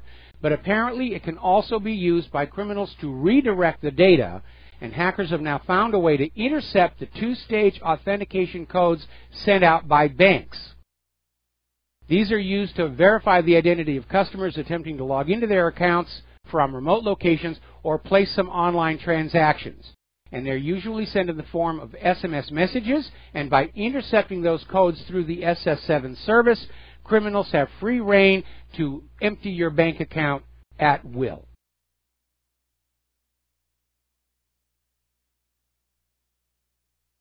Now, my advice would be to not have your bank account set up to be modified by remote computer. The only thing we use our computerized access to the bank account is to check the balance. That's it. We do deposits in person with paper. We do withdrawals in person with paper. And transfers to and from our bank account are not allowed. And that seems to be the smart thing to do in this age of endless computer hacking. Now, apparently Uber is under criminal investigation for building software to avoid regulators. Apparently over at Uber, they wrote this program called Grayball, was first exposed in a March report in the New York Times, and apparently Uber used the software tool to hide cars from regulators who were attempting to conduct sting operations on drivers in areas the company was not yet licensed to operate, such as Portland, Oregon. And that is definitely tacky. It is not going to help Uber's public image. And it sounds like a really good idea, and I've seen the commercials for people. You can be an Uber driver. Not in a 17-year-old Honda, I can't. But there have been a lot of cases of Uber drivers being robbed by people who call for the drivers over the online app. There have even been cases of Uber drivers themselves victimizing riders for money or even worse. I have to be a little bit honest. In this argument between Uber and the licensed regulated taxi companies, I tend to come down on the side of the taxi companies, and mostly because we know the drivers in this area. We used to have one, was a neighbor just 2 doors down, and we met all his friends, sadly at his funeral, so we know them all. Oh, and I'm being hacked again. The children will have their play. Now then, speaking of children having play, WikiLeaks has dropped yet another CIA hacking tool. This one's called Archimedes, and apparently this one, if it gets into any machine inside your local area network, will give it access to every other machine inside the local area network, even if they're password protected. And of course, CIA is out there saying, well, WikiLeaks shouldn't have First Amendment protections to, expose these secrets and everything. Well, the CIA shouldn't be violating the Bill of Rights by using these tools on the American people. And that's really what it comes on down to. We have a criminal government that is very angry that the American people are catching on to just how criminal they are. Now, do you remember last week we were talking about this phishing attack on Google Docs, and it spread like wildfire, and Google has now disabled it. Now we're finding out that the bug that allowed this phishing attack to work was discovered by Google 5 years ago, and they just never got around to fixing it. And that. And apparently Google didn't even find it themselves. They actually paid a developer a bounty for finding the bug, how it worked. Now, we've all seen the movie The Internship about Google and what a fun place it is to be. But I suspect, like much of what comes out of Hollywood, it's not really portraying an accurate picture at all. I mean, watching that movie, I was ready to go on up and sign up to be a Google intern. Doubt if they'd take me at my age here. Now, there's a new law up in... somebody really hates my website this afternoon. New Montana law takes on warrantless electronic data collection. Governor Steve Bullock signed a bill to require police to get a warrant before they get any electronic communication information from service providers. And the new law will not only increase privacy protections in the state, it will also hinder one practical aspect of federal surveillance programs. We need to fight for our Fourth Amendment. We need to fight for the Bill of Rights. We need to constrain the government to go back to spying on and abusing real criminals and terrorists, not just treat the entire American people like we're all criminals by default, until we can prove we are loyal servants to the state. Apparently, Microsoft Edge has a new problem. This is being reported over in the Register in Great Britain. Apparently, their new browser, if it gets a string 1234, the output is 1144.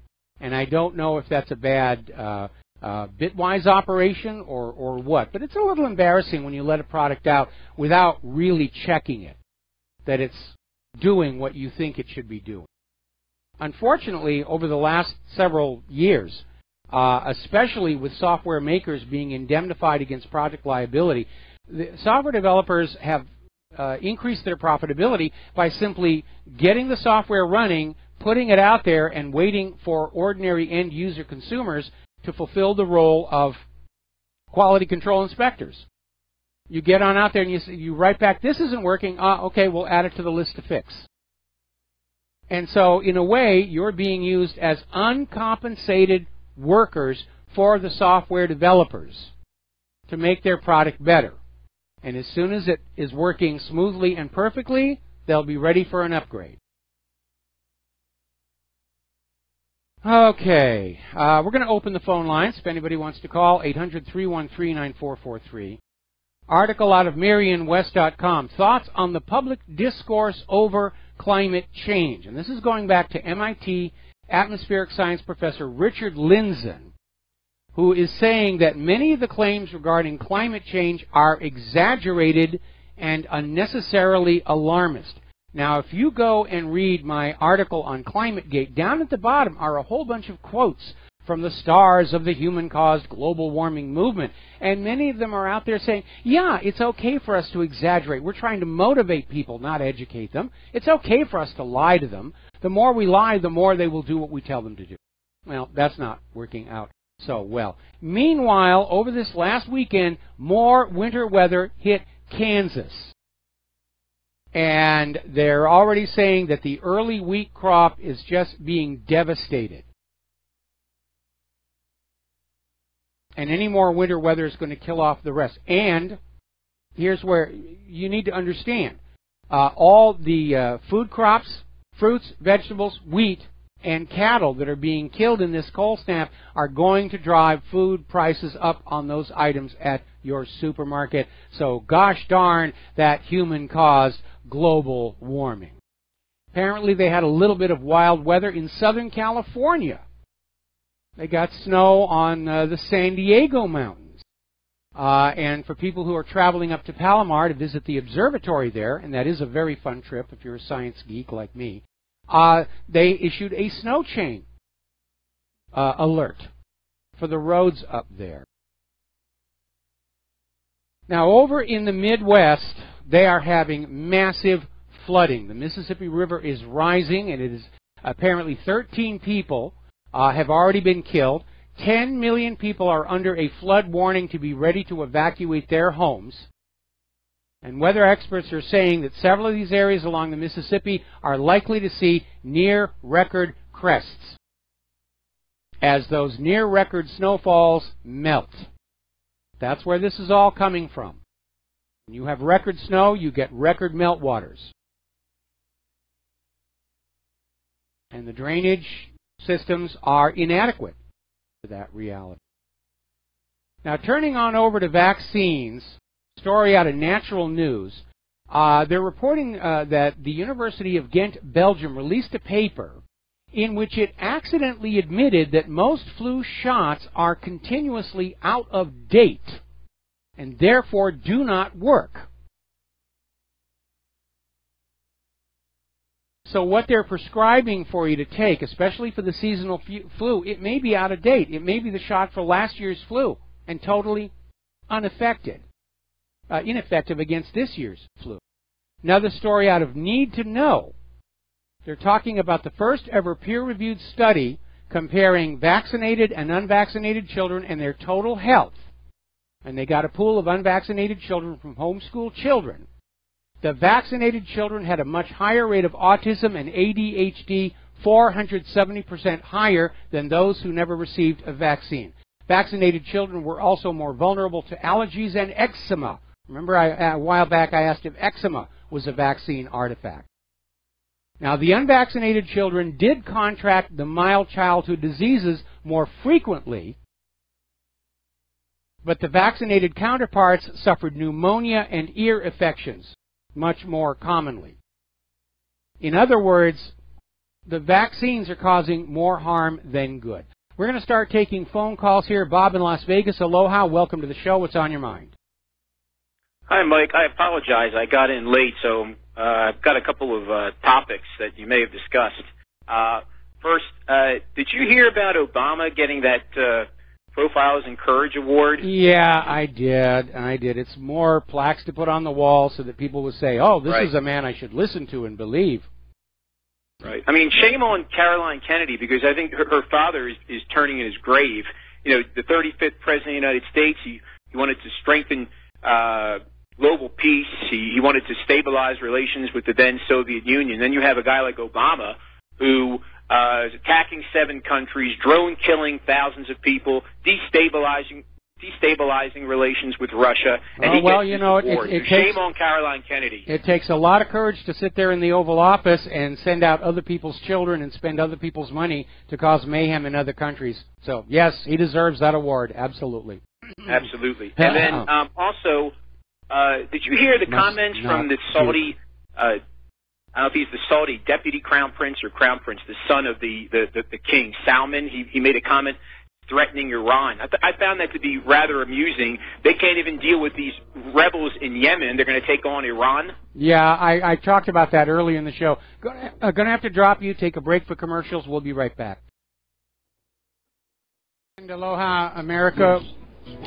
Welcome back to the show here. Apparently, a listener from Atlanta called into the show reporting AT&T is now blocking access to whatreallyhappened.com. So I can't say that I'm really surprised. It really is a war between the liars and the truth tellers right now, and unfortunately the liars have got all the money. We're going to take a phone call from Glenn in Philadelphia. Aloha, Glenn. Welcome to the show. What's on your mind? Hi, Mike. Yeah, I heard you talk about the California wanting to tax spaceship travel by the mile. You see, Jerry Brown, back in the days when he used to hang with Linda Ronstadt, was a good little environmentalist. He used to talk frequently about the Earth being spaceship Earth. Yes. The Earth as a space station. See, so any rocket has to be taxed, just as you get charged for a boat slip or landing fees for an airplane. When you're going to send a spaceship out as a launch from the mothership, you know, if it's privatized, it has to pay fees for these services. So it's only natural. Well, I would disagree with that. I mean, next California is going to require all rockets get a smog certification before they're allowed to fly. But in this case, the state of California is not providing any infrastructure. You know. No, I know, but okay, it's just another. I'm talking about Jerry Brown's spaceship Earth mentality. That's well, it's a romantic. It's a romantic idea, but Jerry Brown was never ruler of the entire Earth. And but this is just another cash grab. The governments are desperate. They're trying to find anything that they can tax without having the people rise up with flaming torches and pitchforks. And we're getting very dangerously close to that moment right now. But this idea of taxing space flight by the mile and saying we own the air over the state of California up to an altitude of 67 miles, it is so ridiculous on the face of it. I think most people are going to look at it and saying it's just another excuse to take money away from struggling businesses and struggling citizens as we head closer and closer to that final collapse. Oh, I agree. But look who you're dealing with. And I think part of California's problem is it's had too many governors with the names of colors in their names. Jerry Brown, Gray Davis, Arnold Schwarzenegger. Schwartz is black. Maybe they ought to try a governor that doesn't have a color in his or her name. That might help. I know it might be a tie there to the California psychosis. Well, maybe, but there's something definitely weird about California. And again, I used to live and work in Southern California, and I saw a lot of really bizarre stuff. And I thought that was just the California culture, for sure. And maybe it's something in the water, but whatever it was, it's just weird. It's a cash grab is all it is. Anyway, Glenn, going to let you go. So, yeah. But, I was just say one more thing. Yeah. It's this absolute outrage that people such as Comey and the judge you spoke about before think it's okay to fail to enforce the law because of things such as his interpretation of intent or the judge's interpretation of culture. Culture doesn't matter. When when in Rome, do as the Romans do. If someone from Turkey is here in the U.S., he's still subject to the U.S. law. And we have literally scofflaw law enforcement people and judges. This is horrific treason. Well, look at what's going on in Europe, where they're actually talking about rape by the migrants will be decriminalized because it's really just a cultural misunderstanding that what women in Europe call rape is just wild sex in Turkey, and therefore we shouldn't punish them for following their cultural norms, even though they're not in their culture anymore. That's how completely ridiculous this whole situation has become. This will necessarily end in vigilantism, which will be characterized as terrorism and revolution, as you always said. And racism against the migrants. That's what. Oh, they're just being racist to insist that they follow our rape laws. I mean, it really is ridiculous. All right. Well, listen, we're coming up on another commercial break here, so we're going to let you go here, and we're going to answer more phone calls after the commercial break. Meanwhile, very bizarre story out here. This is in Natural News. There may be another cause for the mental weirdness that we are seeing in our society besides the SSRIs. They're now talking about vaccine rage, that some of the materials that are used as adjuvants in vaccines, especially the heavy metals, can lead to bizarre, aberrant behavior. Certainly the mercury does, That's where Mad as a Hatter came from. We'll be right back. And aloha, America. Welcome back to our show. And before I get back to these remaining phone calls, there's one more story I really do want to get out today. Now, if you ask if people who are harmed by vaccines can sue the vaccine manufacturers, the conventional wisdom is no. And it turns out not entirely. And apparently, Merck has this shingles vaccine. You've seen it being advertised all over the TV. If you had the chicken pox, you've got the shingles vaccine in you already, and 1 in 3 people get the vaccine, Zostavax. And apparently, people who are taking this shingles vaccine are getting all kinds of adverse reactions, including an immediate case of shingles. It's actually causing the condition it's supposed to prevent. One person literally went blind in one eye, partial paralysis, brain damage, and some people have died from this shot. And so people are lining up to sue Merck, and Merck is out there saying, well, you can't sue us. You have to go to the special vaccine court and plead for compensation for the government. This is all based on the 1986 Childhood Vaccine Injury Act. But there's a problem. It says right in the title, this is the Childhood Vaccine Injury Act. And the law shielding vaccine companies from civil liability for the mistakes they make only applies to childhood vaccines. And Zostavax is only for adults. They are not protected by that law. And there are class action lawsuits springing up all over the country. And I'm sure that Merck is already running to Congress saying, please, you've got to protect us. We meant well, really. And we wrote you big campaign checks last season. But we do need to restore product liability, not just to the medical industrial complex, but to computers and software, to everything.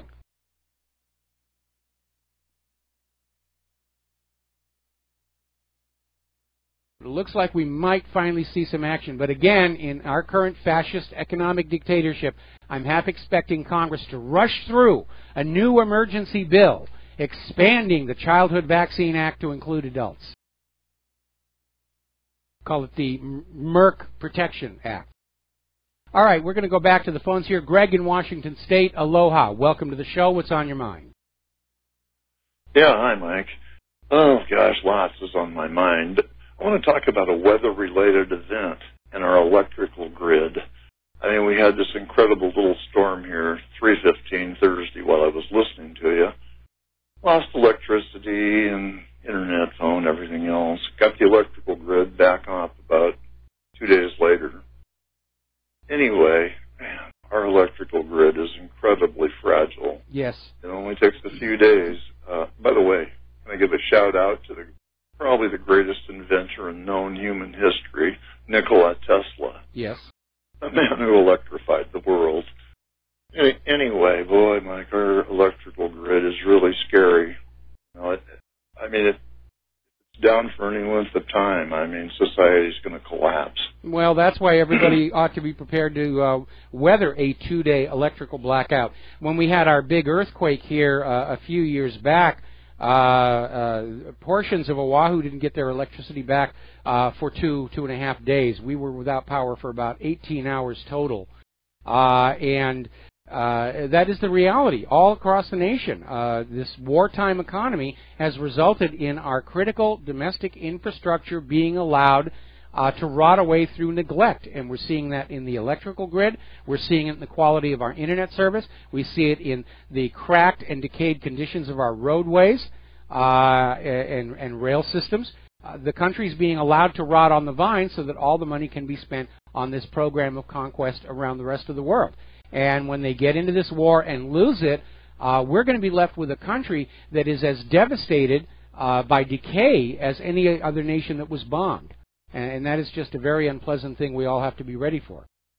Oh, and by the way, regarding Nikola Tesla, I was absolutely delighted when the Supreme Court basically recognized that Tesla is the inventor of radio and Marconi was basically stealing his patent. Yes. Yeah, Mike, I agree with you. I mean, Tesla, I mean, what an incredible guy he was. A little eccentric, but, you know, when I hear that your program... Yeah, I was going to say, great genius is to great madness near allied, and thin lines, their bounds divide. That was La Rochefoucauld, I think, said that. And if you didn't, yes, I'll take credit for it. Sounds good. There aren't any saints on my heroes list. You know, just people who've accomplished things. You know, I'm really, really disheartened to hear about your program being, you know, cut off, stopped. I mean, oh, God, I mean, it just smacks of Big Brother, you know, this dystopian world where... Maybe, but we can't just rule out it's the crumbling infrastructure. Unfortunately, I'm on Spectrum out here, and Spectrum is still dealing with all these major problems. If you go to downdetector.com and check out your own ISP, they're all having problems. There's something going on with the Internet that they're not able to get it up and running efficiently. It may simply be oversubscribed, and they're not spending the money to upgrade and then expand the service, and so it may just be overloaded. But we're not exactly sure. Like I said, over in Great Britain, that person wrote back and said, all of a sudden my site started coming through. That, to me, suggests that it's an infrastructure issue.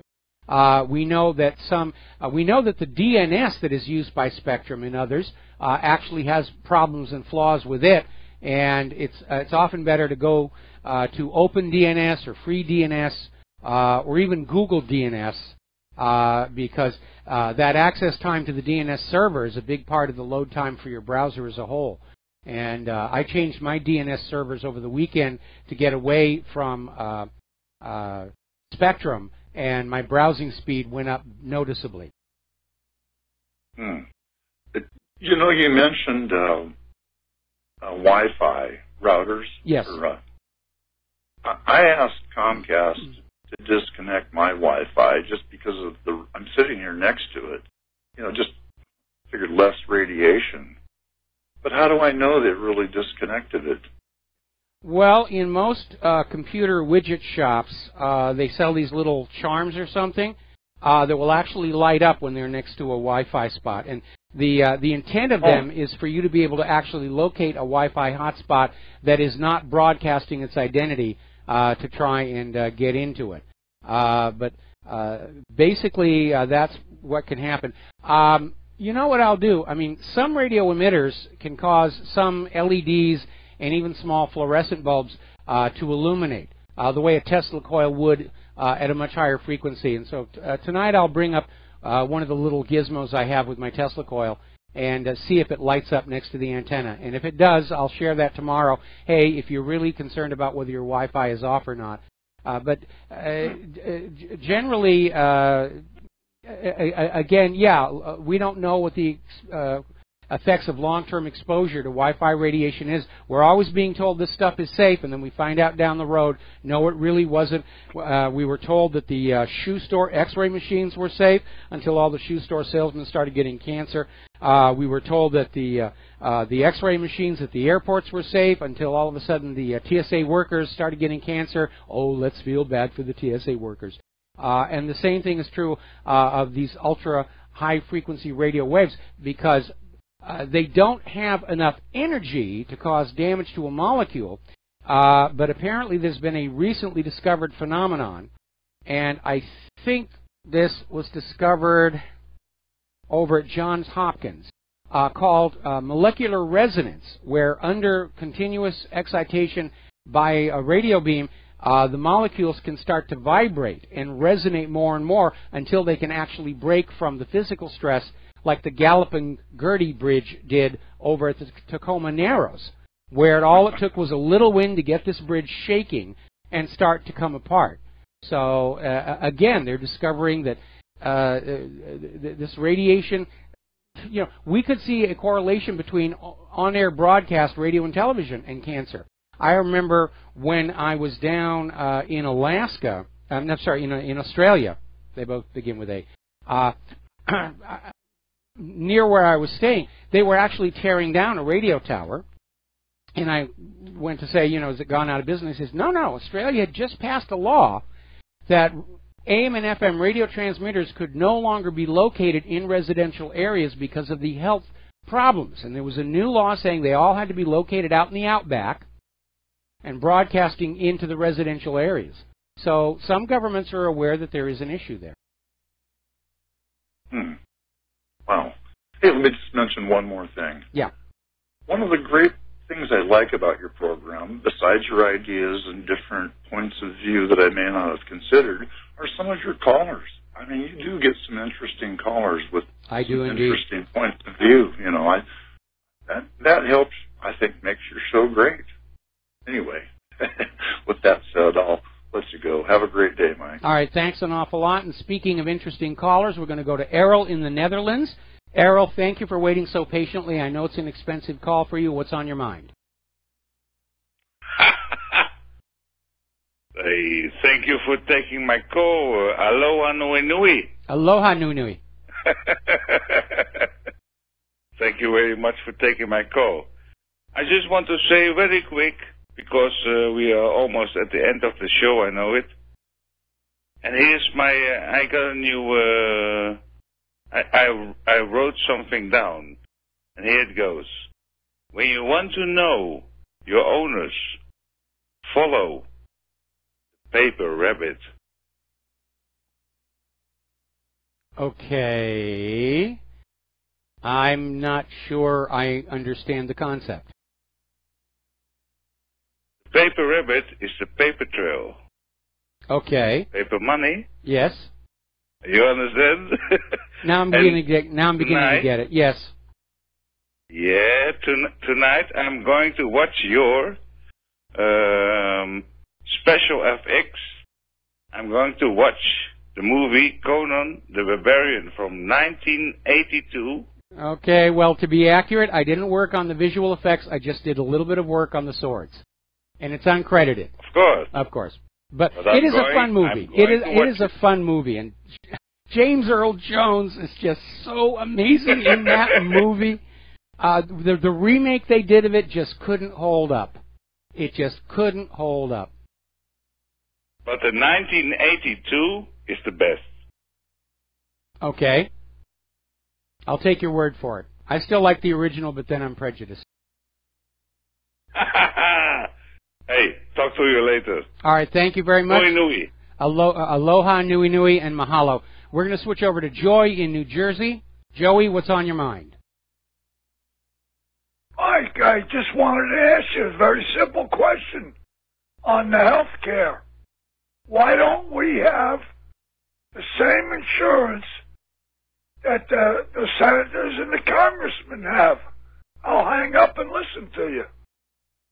Well, the obvious answer is Congress is always according itself special privileges and limits. Out in California, they just passed a draconian gun ban and exempted the legislature from it.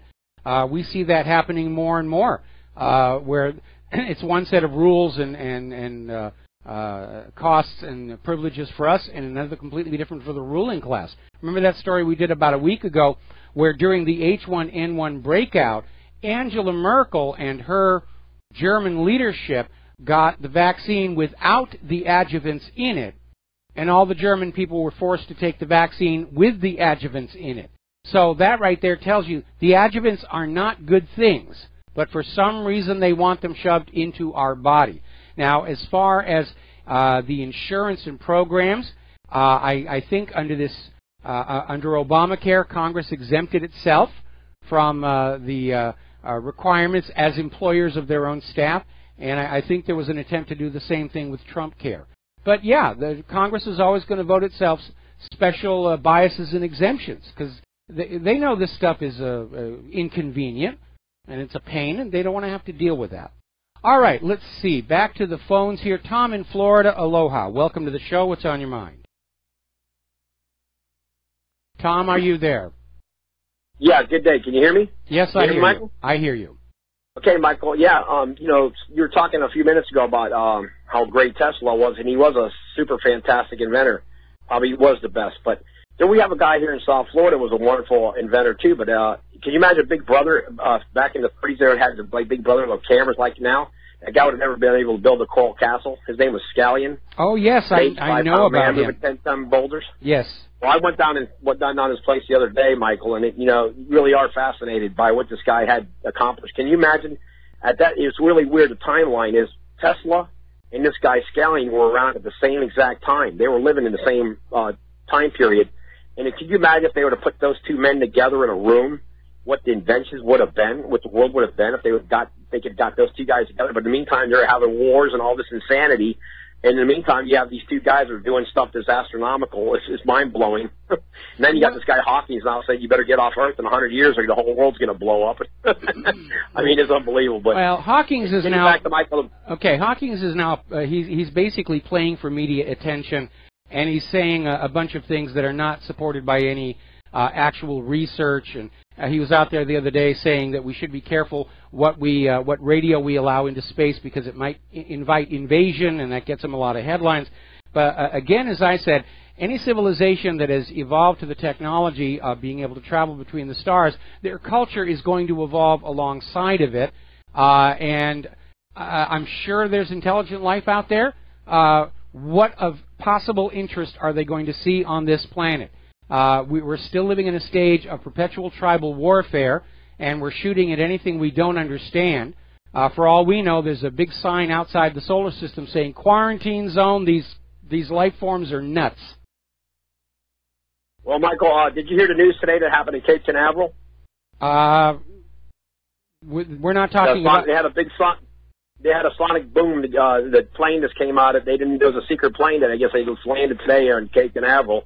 Oh, yeah. Sonic boom. A lot of people freaked out. Yeah, the X-37B. Yeah, I remember when we lived in Southern California, every time the shuttle had to come into Edwards, we'd get a sonic boom there in North Hollywood, and some of them were really loud. And I also remember living in Southern California, we used to get what were called the Aurora quakes from whatever top secret thing that was. Anyway, we're going to have to let you go.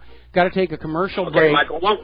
No, we got to go. I have too many phone calls. I'm not even going to get to all of them before the end of the show. So we'll be right back.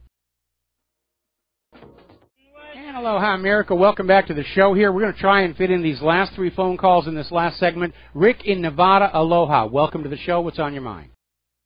Rick in Nevada here. Is that me? That's you. I think it ought to be you. You're wearing his underwear. My pops passed away a week ago, and he was in the hospital recovering from bowel surgery. And the smiling pharmacy girl person comes in and says, "We want to give you a pneumonia vaccine."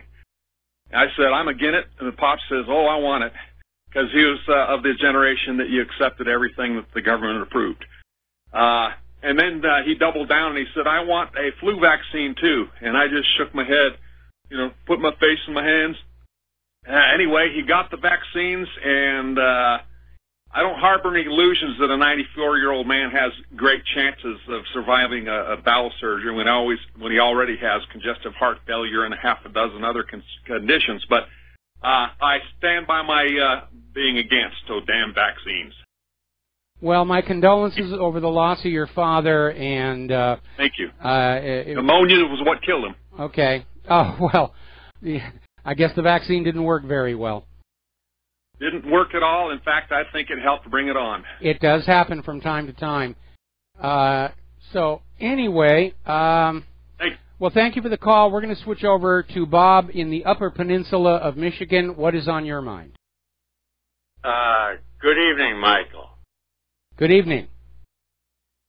Over the past day and a half, the whole media has been about the healthcare thing, and there's a lot of folks screaming that it's a right.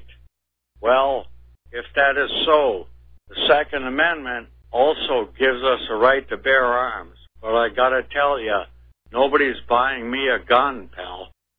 Well, as a matter of fact, if you read the Constitution and the Bill of Rights, there's nothing in there about you having a right to government-sponsored health care. People use the word right with reckless abandon these days, like the Kurds saying they have a right to access to the Mediterranean. And they use it because it's a very powerful persuader, but it doesn't actually exist. The rights that we have are those enumerated in the Bill of Rights, and there's nothing in there that says you have a right to have other people pay for your medical care, especially Correct. abortions. And that's what I'm getting at, Michael, is I have a right to own a firearm, but that doesn't mean that anybody else has to buy me a gun. Very good analogy. Very, very good analogy. That makes a lot of sense. All right. Terry in Juarez, let's see if we can get you in before the closing music. What's on your mind?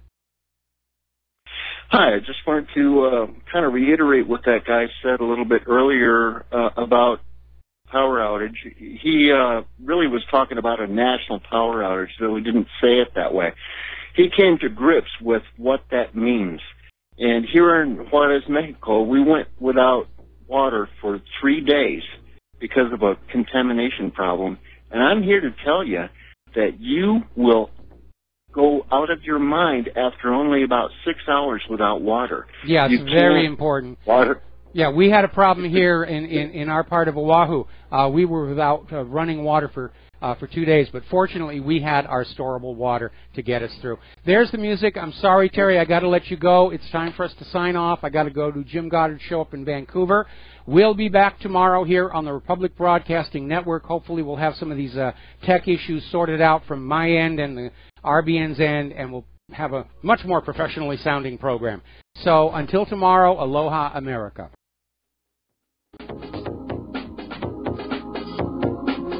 Yeah.